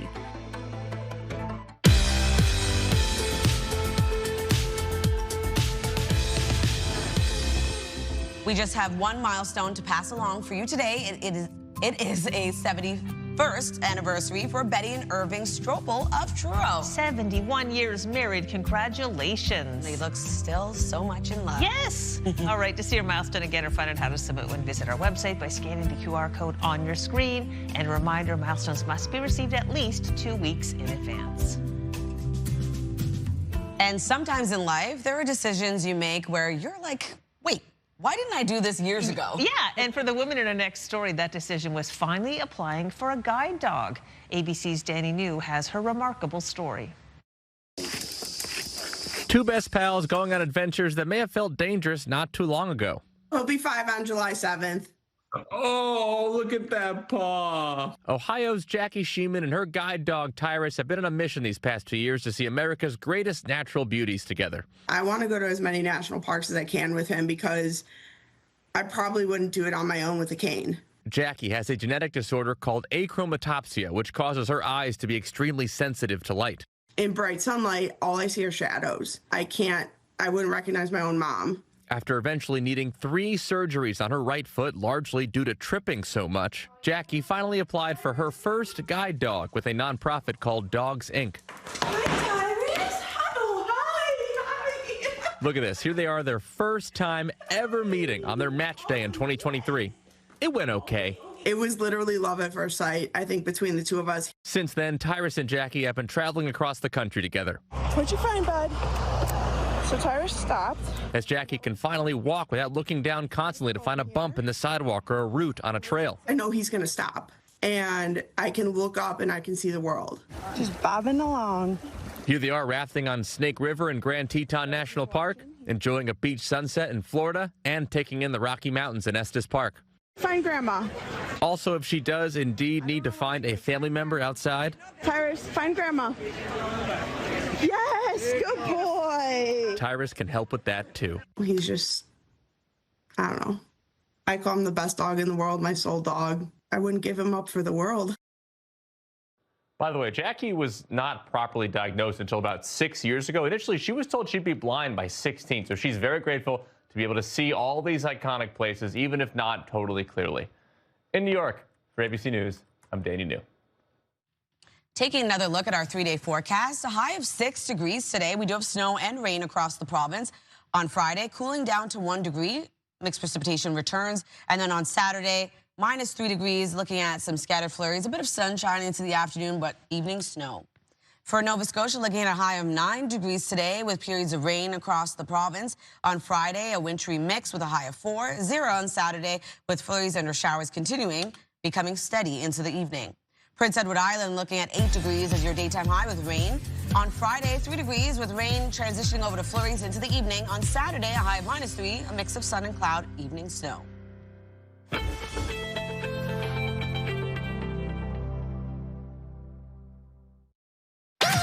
The #1 morning show in Halifax. Turk, Megan, and Amateur Alex. And home to the biggest artists. Halifax's #1 hit music station. 101.3 Virgin Radio.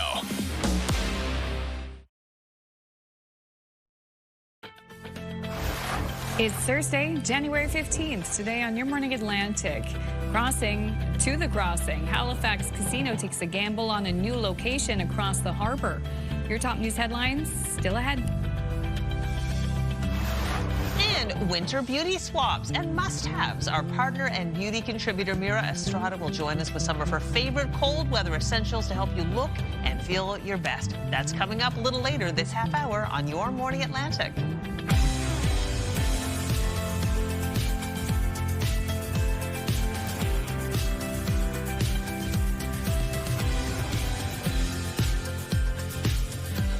Welcome back. I love to hear those cold weather essentials. Mira always has a great suggestions. She knows what she's talking about. It's interesting though, because typically this time of year it is so cold and I have such dry skin. I'm finding out ways to solve it, except for today where I'm like, oh my gosh, it's mild. I know. Warm. Yeah. Exactly. I definitely couldn't agree with you there. I think we're all dealing with some drier skin and drier conditions, but today is not the case in terms of the drier conditions. We're seeing Certainly not. wet conditions across the region, so maybe your knees or elbows are hurting if you're like me, who has arthritis. Really? The joints are hurting, yes. Okay. Oh, you feel it. You feel it. I'm an old lady at heart. Let's take a look at the forecast, and we are seeing that wet weather right across Atlantic Canada with a new system making its way over, so just be prepared for that as you head outdoors, but quite warm for much of Atlantic Canada. 3 degrees starting off your day in Fredericton, 5 in Charlottetown with 6 degrees in Halifax and Sydney, 8 degrees starting off your day in St. John's, Newfoundland. We do have a special weather statement for the Atlantic coast of Nova Scotia today, as snowfall warning for parts of northern New Brunswick. Also going to see a special weather statement for parts of Newfoundland with a rainfall warning and wind warning in effect, and a winter storm warning for the southeastern region of Labrador. Here's a look at that system. It's bringing snow and rain for much of Atlantic Canada throughout the day today, seeing a bit of clearing into the afternoon, well, late afternoon for parts of the Maritimes. In terms of the wind, starting off quite light for the Maritime region, nothing above 22 kilometers per hour right now in Grand Etang, 17 in Halifax, 15 in Canso and Yarmouth. For wind gusts, we do have a few now, 35 kilometers per hour in Grand Etang with 28 in Halifax. We'll have a look at your long-range forecast just ahead, but first a look at your local news with Amanda.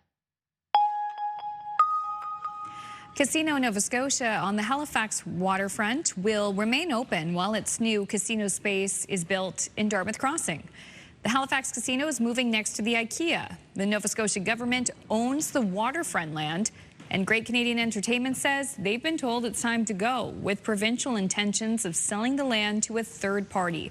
The company declined CTV's interview request, but said in a statement they'll build a brand new purpose-built destination. Quote, creating a signature development that will redefine entertainment and economic opportunity in the region and establish a new tourism anchor in Nova Scotia. The new location is expected to open in 2029.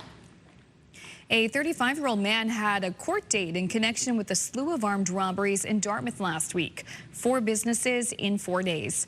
It started Thursday night at a gas station on Portland Street. Police say 2 men entered the store, sprayed a clerk with sensory irritant, and made off with cash, cigarettes, and lotto tickets. Then on Friday night, around 9:30, a man entered an Irving station up the road on Portland and helped himself to cigarettes before fleeing on foot. Then Saturday the 10th, a man walked into a convenience store on Woodlawn Road, sprayed an employee with sensory irritant, and got away with lotto tickets. Then on Sunday, just after 10 p.m., a man had a brief altercation with a worker at an Esso station on Main Street. The man grabbed some cigarettes before fleeing on foot. Fast forward to Tuesday, police arrested Jordan Peter Cusack. He is facing charges of robbery and failing to comply. A new report reveals just how many Maritimers are leaving the country for medical treatment. According to the right-leaning Fraser Institute, an estimated 1,659 New Brunswickers left the country last year for medical care. The report cites urology, general and orthopedic surgeries as the most common procedures. The report also states these were non-emergencies, but it does not specify which countries Canadians were seeking treatment in. The Canadian Health Coalition says it is something to monitor, but they do have questions. The study isn't quite detailed enough to say what the nature of these procedures are. Some of them may be very elective. It could be about in vitro fertilization. It could be reproductive nature. Some people are choosing to go outside of province because of the long waits. So we continue to try to tackle our wait lists with the aggressive recruitment we've been doing of healthcare professionals, making the conditions much better to be a healthcare professional here in New Brunswick. According to the report, an estimated 222 Islanders and 1,820 Nova Scotians left the country for medical care. It is now official. Haligonians will be paying a lot more for water and related services this year. Halifax Water's proposed 12% rate hike for January and 6% rate hike for April have been approved by the Regulatory Appeals Board. By then, the utility says customers will be paying about $14 more. Officials argue Halifax Water needs the hike to deal with growth, aging infrastructure, and inflation. And the price for illegal parking in St. John is doubling. The city has increased the penalty effective Wednesday. Tickets paid within the first 15 days will now cost $60, twice what it was. The fine rises to $125 if not paid within a month. The city says the move was necessary because too many vehicles are in the way of snow clearing equipment.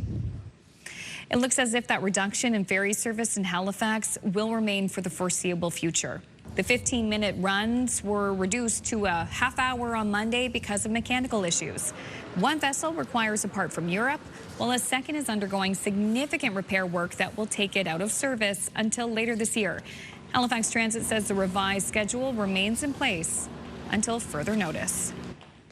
Finally, Donald Trump may say he doesn't want cars from Canada, but one Canadian-made vehicle stole the show at the Detroit Auto Show, being named Car of the Year. The Windsor-made Dodge Charger took home the 2026 North American Car of the Year honor. Jurors spent the last year test driving and evaluating vehicles on multiple criteria, including design, safety, and performance.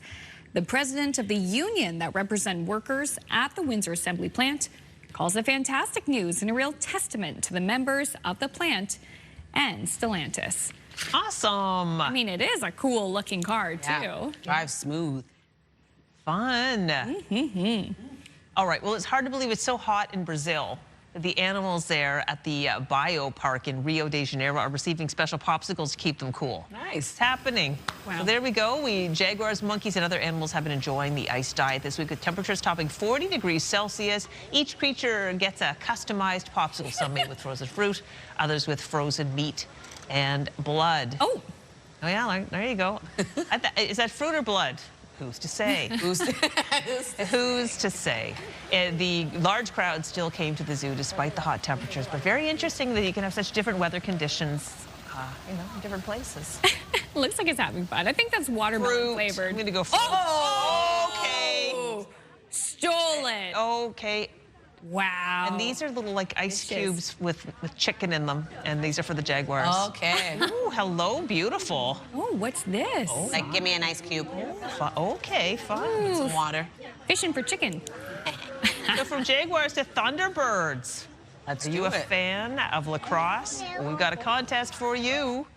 All right, if you've been meaning to get to the nest, we can help you out with this little contest. CTV wants you to team up with the Halifax Thunderbirds, where you could win 4 tickets to the January 31st Thunderbirds game, where they'll face off against the Georgia Swarm. You'll also get a chance to watch the pregame warm-up from the actual penalty box, a night at the Halifax Marriott Harbourfront Hotel, and a $100 gift card to the Harbourstone Poorhouse. To enter, head to our website. The contest closes Saturday, and we will announce the winner next Friday. That is a great prize package. If you've never been, you're in for a good time. And if you have, what a special experience. Certainly, I'd much rather have that prize package than a popsicle filled with chicken. Yeah. I'll take that too. Looks like my freezer right now.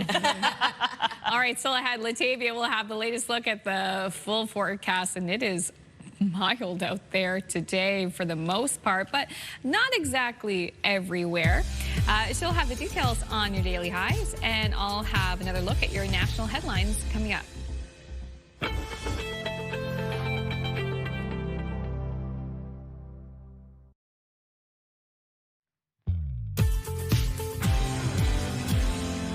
Good morning, Atlantic Canada, and welcome back. The time now is 8:12. We're taking a live look at St. John, New Brunswick. A foggy and wet start to your day. Keep that in mind when you are heading out today. We are expecting rain to continue throughout the day for you.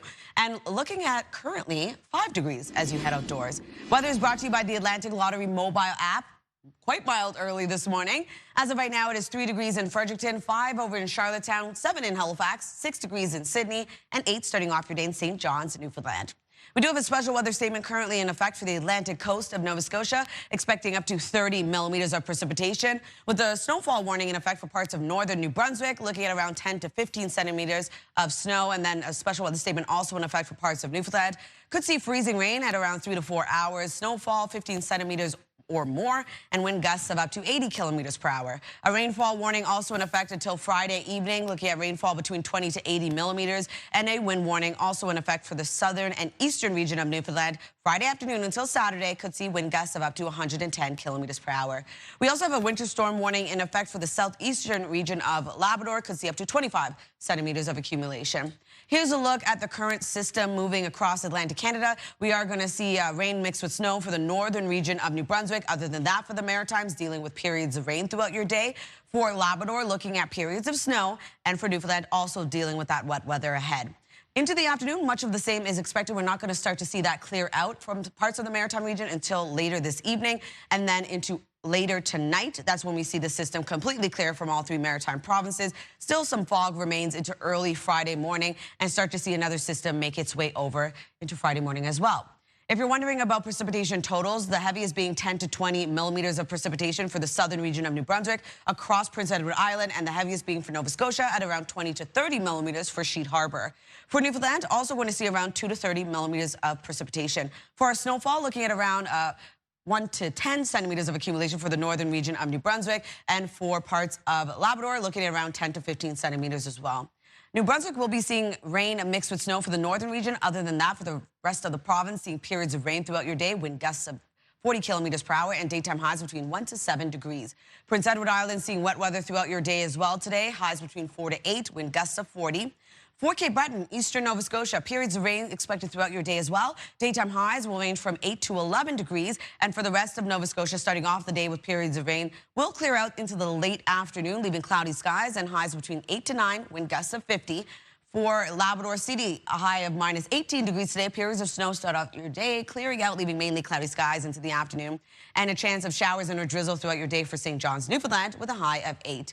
Friday's forecast, temperatures really begin to come down. We do have a wintry mix across Atlantic Canada yet again, with a risk of freezing rain for parts of Nova Scotia into Prince Edward Island. And then into Friday night, we start to see the system slowly clear out. But into Saturday, temperatures cooling down yet again, and we do have a wintry mix headed back around. That's a look at your weather forecast. We'll throw things over to Amanda.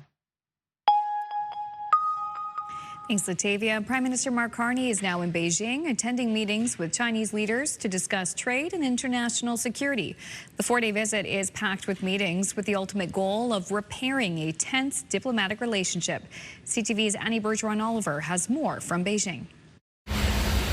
It wasn't long ago that Canada called China a disruptive power. Now the language has softened as Prime Minister Mark Carney's government looks to bring stability back to a frigid diplomatic relationship. This is a new government with a new Prime Minister, a new foreign policy. In this moment of economic stress for our country, it is necessary for us to diversify our trading partners. And Carney has made it clear that rethinking includes increasing non-U.S. exports through deeper partnerships with countries like China. And over the next few days, the Prime Minister will be pitching Canada to business and government leaders as a place to invest. I think that this was a really important opportunity to reset the relationship at a time when we're obviously dealing with a much tougher United States and where our Canadian national interests have to be rethought. A key area of debate and likely disagreement, Canadian tariffs on Chinese electric vehicles and Chinese tariffs on Canadian canola products. Government officials say it's reasonable to expect progress on so-called trade irritants, but the definitive removal of tariffs is unlikely. Our ultimate goal is to restore market access to China, have more smoother, predictable trade with our number 2 export market. And so we're looking for signs of progress and resolution on that front. This trip is all about getting business investment. So far, there are no cultural or heritage events on the schedule. Carney will spend his first full day in Beijing meeting with business leaders. Then he'll transition to China's Great Hall, where he'll meet with government leaders, including the Premier, and participate in 2 signing ceremonies related to energy and climate change. CTV's Annie Bergeron-Oliver reporting in Beijing, and millions of Canadians are watching these meetings with great interest. Canadian farmers are hoping to see the removal of punishing tariffs on canola, and fishers and processors here would like to see the same for seafood. A 25% tariff from that country has hit the industry hard.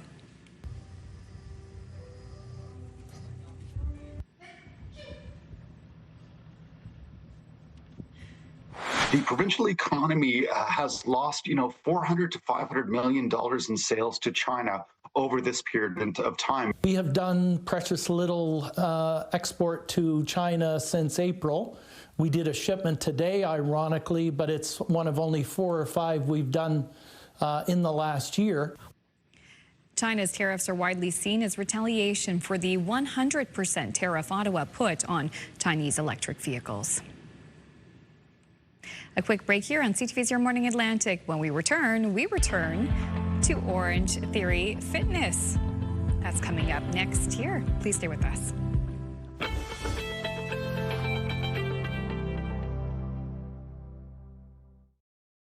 Move Mornings with Aaron and Peter. Weekday mornings on Move 100. The most fun in the morning.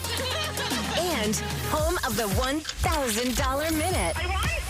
Only on Move 100 Halifax.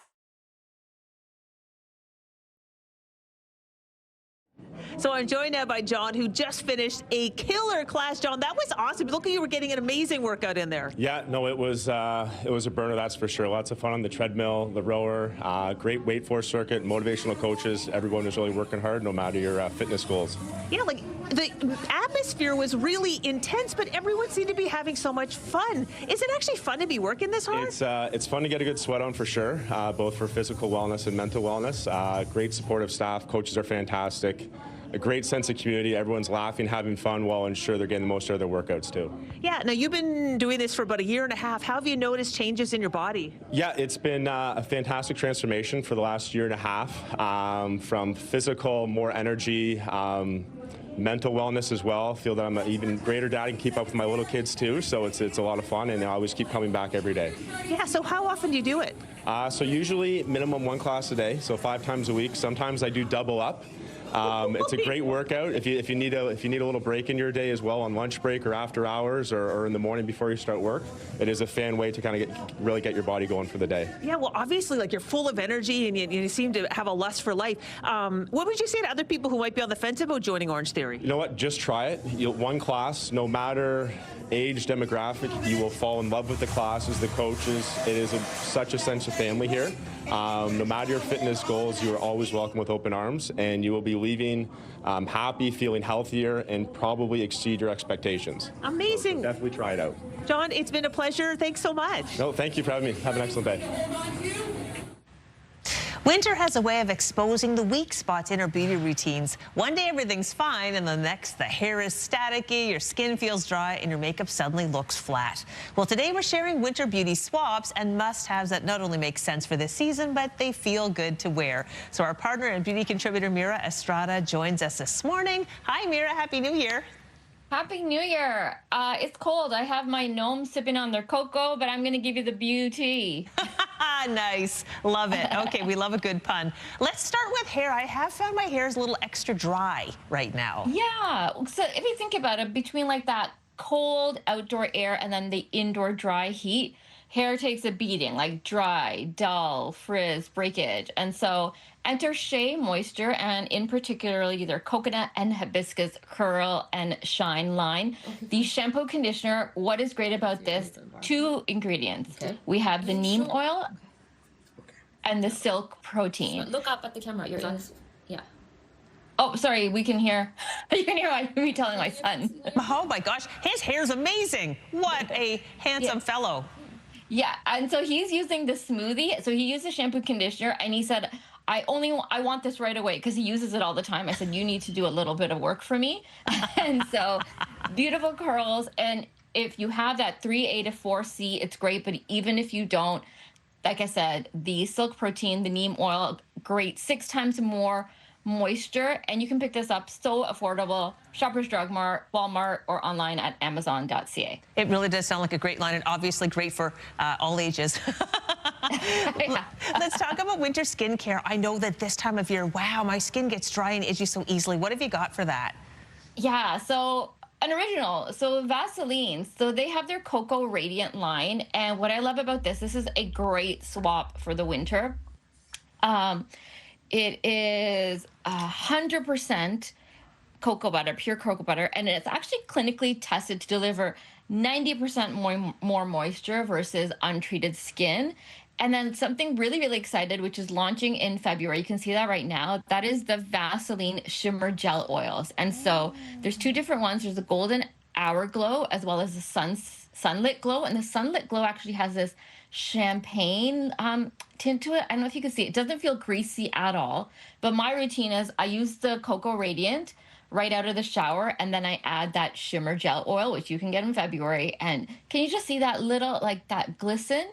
And especially like I have an open shoulder today. Love it. And again, Shoppers Drug Mart, online, Amazon.ca. Okay, add to cart. Looking forward to that February drop. Okay, really quickly, let's talk about these wonderful supplements that you have.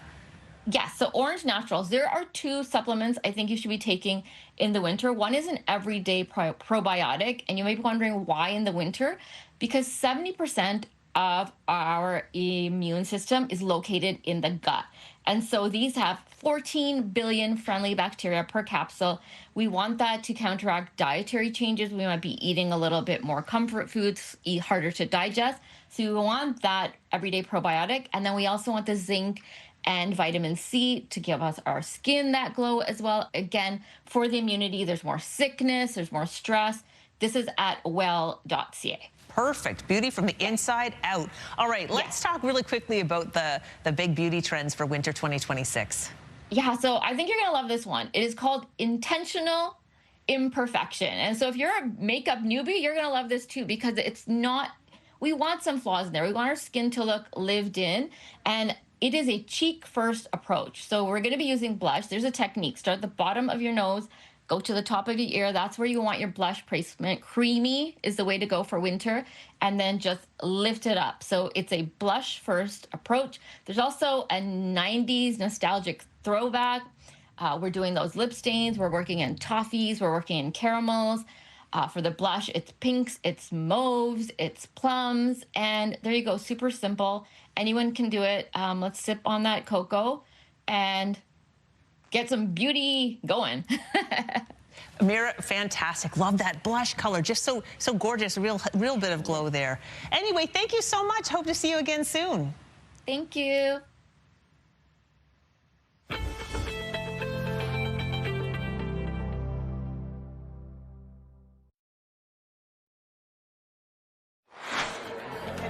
Still ahead this morning, Bell Let's Talk Day. The annual event is happening next week, and we'll sit down with the event chair about the continued importance of supporting community mental health organizations.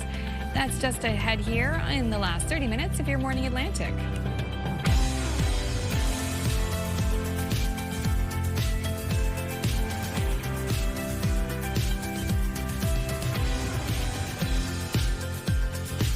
Good morning, Atlantic, Canada. Thank you so much for joining us on this Thursday, January 15th.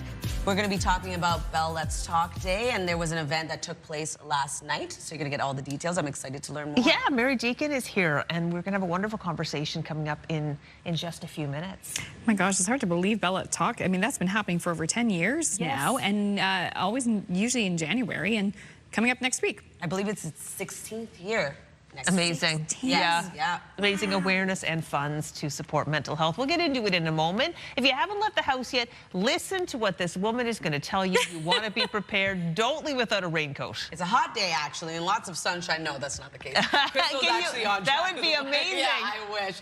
Crystal's exactly on track with what we're seeing across Atlantic Canada. A wet day ahead for much of the region. Here's a live look at Moncton. It is quite warmer, though, starting off the day. 3 degrees as you head outdoors early this morning, with that wet weather sticking around throughout your day today. 3 degrees right now in Fredericton, 5 starting off your day in Charlottetown, 7 degrees in Halifax with 6 into Sydney, and 8 degrees early this morning in St. John's, Newfoundland. Taking a look at the special weather statement currently in effect today across the Atlantic coast of Nova Scotia. We also have a snowfall warning in effect for parts of northern New Brunswick. And then for Newfoundland, we do have a special weather statement in effect with a rainfall warning and wind warning in effect today, and looking at a winter storm warning for the southeastern region of Labrador. Here's a look at that current system tracking across the region, bringing snow and rain for much of Atlantic Canada, seeing a bit taper off into the afternoon for parts of the Maritime region. In terms of the wind, it is quite light starting off the day. We'll pick up into the afternoon. As of right now, 22 kilometers per hour in Grand Etang with 19 in Halifax and Canso. Wind gusts of up to 39 kilometers per hour in Grand Etang, 30 in Charlottetown, with 28 in Sydney and Canso. We'll have one last look at your long-range forecast just ahead, but first, one last look at your local news with Amanda. Thank you, Latavia. And reaction still pouring in with news. Casino Nova Scotia is moving from its Halifax waterfront location to Dartmouth Crossing. I think it's not a good idea. It takes people away from the city. People who go into the casino, they spend time in the hotels, they spend time down on the waterfront, restaurants. Tourists wouldn't come out of their way to come over here to go to the casino. I think that the downtown pubs and whatnot would, the people coming out after their night out, a lot of them probably go over that way. I think it's probably a good idea to have it out of the downtown area and have it in a more remote spot.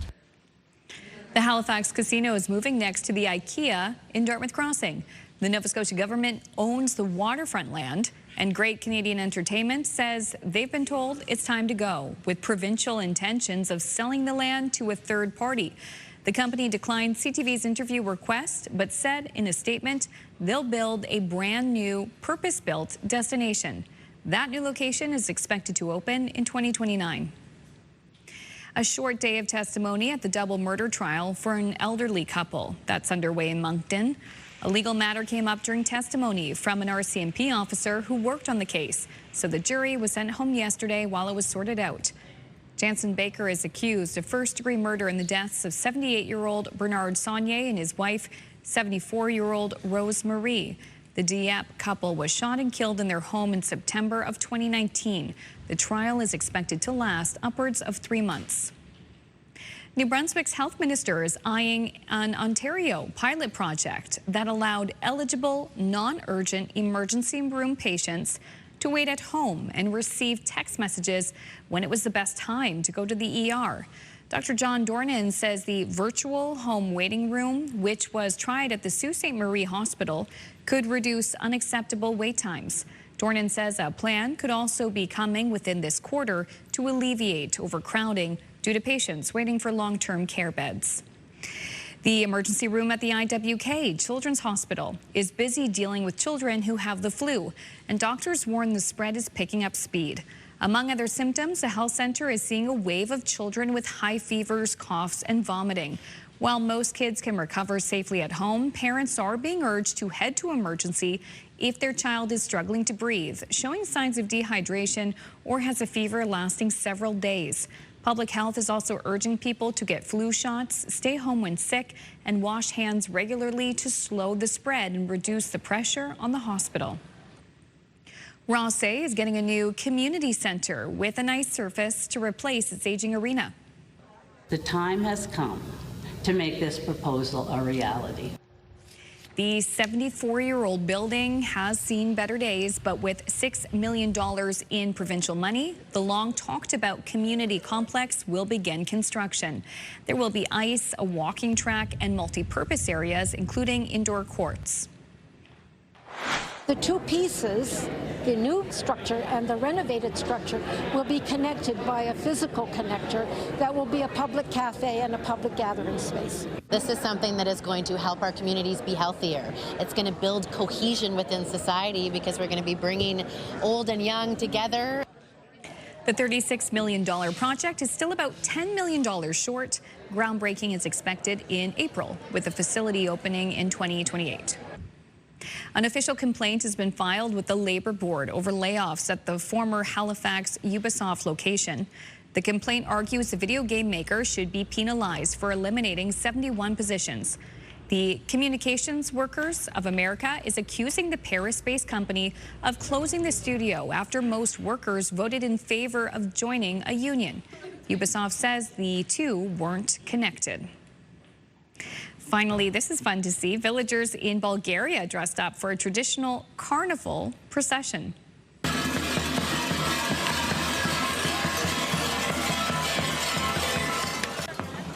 The carnival happens ahead of the start of the Serva Festival and involves revelers chasing away evil spirits and looking to bring in good health for the new year. Some wore handmade wooden masks, with others loudly clanging their bells. It's really visually stunning. I know, very cool. 10 points for the outfits. Indeed. You wouldn't want to wear something like that thick and warm and heavy today. Not today, no. We're starting to hear the squeaky shoes of some of our coworkers coming in the rain, coming to the studio, and yeah, some wet hair too. It's wet. Okay, this is fun. This is an update to a story we brought you back in 2025. If you recall, we visited Karna's Tailor Design Shop in Dartmouth last fall. Yeah. Yeah, well, guess what? This is one of our Tia Tuesday segments. Karna runs a business called Perfect Solutions. Oh, yeah. It's located in the TV building in downtown Dartmouth. Well, she's been offering tailoring, design, and leather repair services in this building for a few months now. And along with custom pet apparel, actually. Oh. So she reached out to let us know that she's finally holding her grand opening event this Saturday. It's from 1 to 5 at 25 Wentworth Street, 2nd floor. So go check it out. And soon she'll also be offering lessons in sewing as well. That would be really cool. Yes. Yes, I remember that, and I was thinking that was one of my resolutions in the back of my mind for the new year. Like, I would like to learn how to sew. And when I heard that, I thought, I need to sign up for that. She is great. So, yeah, that's happening this Saturday. What else is going on? Oh, we'll take a look at our community calendar. So the Cricket Cove Knitting Circle is coming up on Friday in St. John. The Right Cup Bookstore Cafe has knitters on site every Friday to have fun, socialize, and talk shop. Extra yarn is actually on hand as well for anyone who would like to start a new project. The event will be held January 16th from 6 to 9 p.m. Sounds really cool. And tonight there will be a Neil Young tribute show in Charlottetown. At 8 p.m. you can see Peter Forbes and friends come together for 2 sets of music spanning several decades. To purchase tickets, head over to the website on your screen. And if you are looking to get active this week, why not go for a guided winter hike? On Friday, January 16th, Hike Nova Scotia and Adventure Earth Center will be doing a guided hike on the Fleming Park in Halifax. The hike begins at 10 a.m. For additional information and to register, head over to hikenovascotia.ca. And if you have an upcoming event, please send us the details. We'd love to promote it. Your Morning Atlantic at ctv.ca. And speaking of, we have another weather system coming for the weekend. Latavia has all those details coming up. Also, to stay with us, Your Morning Atlantic will be right back. Coming up, we're going to be speaking with Mary Deacon from Bell Let's Talk Day to talk about that event, which is also coming up next week. Please stay with us. We'll be right back.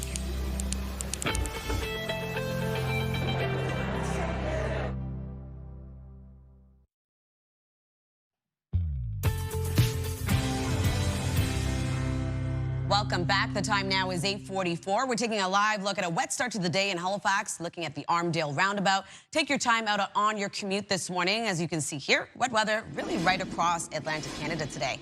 7 degrees as you head outdoors in Halifax, 5 starting off your day in Charlottetown with 6 over in Sydney.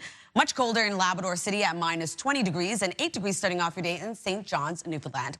A special weather statement currently in effect today for the Atlantic coast of Nova Scotia could see up to 30 millimeters of precipitation. We do have a snowfall warning also in effect for parts of northern New Brunswick, could see up to 15 centimeters.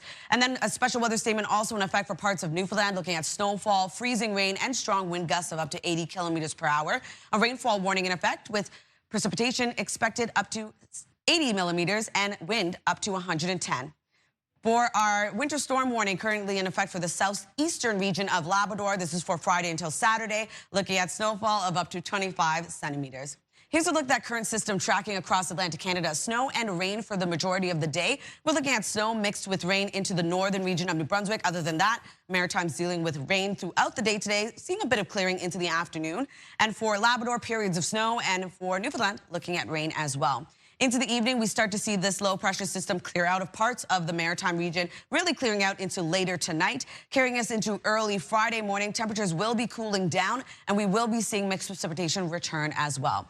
If you're wondering about the totals for the Maritime region, the heaviest being 10 to 20 millimeters for southern New Brunswick, across Prince Edward Island, and the heaviest for Nova Scotia at around 20 to 30 millimeters for Sheet Harbour. And then for Newfoundland, also going to see around 2 to 30 millimeters. For our snowfall outlook, looking around 1 to 10 centimeters for northern New Brunswick, and then for Labrador, looking around 10 to 15 centimeters of accumulation. For our forecast today for New Brunswick, daytime highs will range from 1 to 7 degrees. Rain mixed with snow for the northern region of the province. For the rest of the province, looking at periods of rain throughout your day. For Prince Edward Island, also going to see a wet day ahead with daytime highs between 4 to 8 degrees, wind gusts of 40. For Cape Breton, eastern Nova Scotia, also seeing a wet weather throughout your day today. Daytime highs really warming up today, 8 to 11 degrees. And for the rest of Nova Scotia, highs between 8 to 9 as well. Rain clearing out into late afternoon, leaving cloudy skies with wind gusts of 50. For Labrador City, a high of minus 18 degrees. We do have snow that will clear out, leaving mainly cloudy skies. 8 degrees for St. John's, Newfoundland, looking at showers and or drizzle throughout your day. Friday's forecast, temperatures will be cooling down. We do have a wintry mix still across much of Atlantic Canada. A risk of freezing rain for mainland Nova Scotia into eastern Nova Scotia and also for parts of Prince Edward Island. Friday, we start to see this system really move out into the evening hours, but we have another system making its way over Crystal, and temperatures continue to cool down. It's 8:46, and at a time when many Canadians are navigating uncertainty, mental health has never been more important. On Bell Let's Talk Day, which is January 21st, we are kicking off another year of awareness, acceptance, and action. Mary Deacon, the chair of Bell Let's Talk, visited Halifax ahead of Bell Let's Talk Day to present community fund grants to NS community mental health organizations. But Mary's in her studio right now, and she joins us live this morning. Good morning, Mary. Good morning. Great to have you here. So 16th year of Bell Let's Talk. What's the theme this year? The theme this year is take a moment for mental health. And just as you said, you know, navigating very difficult, challenging times politically, specifically, we thought it would be really great to give people an opportunity to do something to take care of their own mental health. So it focuses on the small, practical things we can all do to support our mental health in a time when we feel we're out of control. Well, let's talk a little bit about, before we get, I have an example of you doing just that in a minute, but first let's talk about the event yesterday where you recognized or supported 5 Nova Scotia community organizations that support mental health. Tell us more about that. So over these last 16 years, we've funded many community organizations with grants ranging from $5,000 to $25,000. And I know these organizations know how to stretch a dollar. And in Atlantic Canada, since we started the initiative, we've invested over $14 million. And the organizations we focused on yesterday, there were 5, including the Avalon Sexual Assault Center, Brigadoon, you know, Healthy Minds, and also the YMCA. Oh, I'm familiar with all those organizations. They are doing great things, and they all strive to make mental health programs as accessible as possible to people, too. And that's what it's all about. It's still too hard for people to get access to the help they need close to home to avoid escalation and ending up in a hospital. Well, let's talk a little bit about, you really do walk the talk, walk the walk when it comes to supporting mental health. And I was at the Mosaic event for the Canadian Mental Health Association for Halifax, Dartmouth at Alderney Landing. And you had submitted a piece that was going to be sold for the fundraiser, a gorgeous piece, this beautiful piece of blue hydrangeas. We have the images of just a detail from it, but it was just a gorgeous piece. And you painted it yourself. I didn't know you were an artist. Yes, well, during COVID, it's a hobby I picked up. You know, we all picked up new hobbies during that time to keep ourselves busy. And in fact, things like painting are ways to take a mental health moment. It's actually demonstrated that art and music and a number of other things support your mental well-being and boost your mental health and build resilience. There's nothing bad about doing art, and hopefully it'll be pretty in the end. Yeah, no, yeah, well, for sure. Well, your piece is gorgeous. I guess we're having a little difficulty pulling it up, but I will pull it up and show our viewers after the break. That's wonderful, and that event also raises a lot of money for supporting mental health in our region. So this year, Bell Let's Talk next week, the 21st, it's happening. How can people watching right now get involved and support Bell Let's Talk? So we really encourage people on that day to take a moment for mental health, whether it's meditating, breathing exercises, taking a hike in nature, digital detoxing is a big one. Spending time, real time with friends and family, with shared activities. And practicing gratitude, being grateful for what we have, celebrating those small things.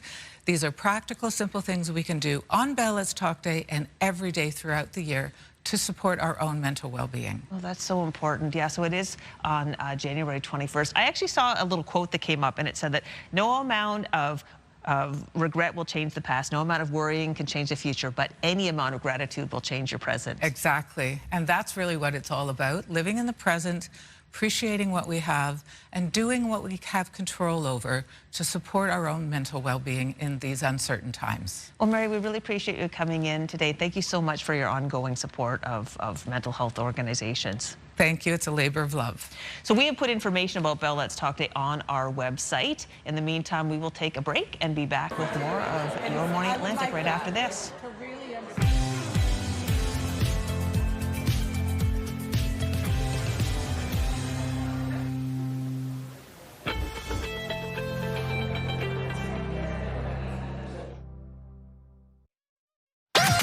The #1 morning show in Halifax. Turk, Megan, and Amateur Alex. And home to the biggest artists. Halifax's #1 hit music station. 101.3 Virgin Radio.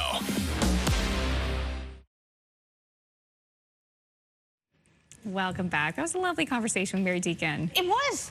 I love that. She really loves Nova Scotia too. Yeah. The picture of the piece that she did, we're having a little trouble pulling it up. So I will do my best to bring that tomorrow as a chat. It'll be a nice reminder that Mental Health or Bell Let's Talk Day is next week on the 21st. But you trust me, it is a gorgeous piece about that big of blue hydrangeas. Really beautiful and professionally done. It was one of the first pieces to get snapped up in the fundraiser. I could imagine, yeah, sounds beautiful. Okay, well, we hope to get that. But what we do have for you right now is our viewer text. We're asking, what are some ways like you unplug and unwind, like you're putting the phone down and disconnecting? Here's what you had to say. This is what one viewer said. My husband and I put the fireplace channel on in the evening on YouTube, and that has soft, relaxing music. She says even the kiddies like it. That's a great idea. That's awesome, yeah. Not just for December. No. And Mo from Bathurst, gone fishing. Genius. Puts the phone away, go to your favorite fishing hole. Maybe not today. The weather not the best for today. Nancy from Paradise says the best way to distract yourself from scrolling would be spending time outdoors. 100%. Work or play, Mother Nature is more entertaining and much less stressful. Just dress for it. I agree, Nancy. There's nothing you can't do if you got a good pair of rain pants. Exactly. Like, that's the best investment I have made in my outdoor attire, personally speaking. Gonna use it today.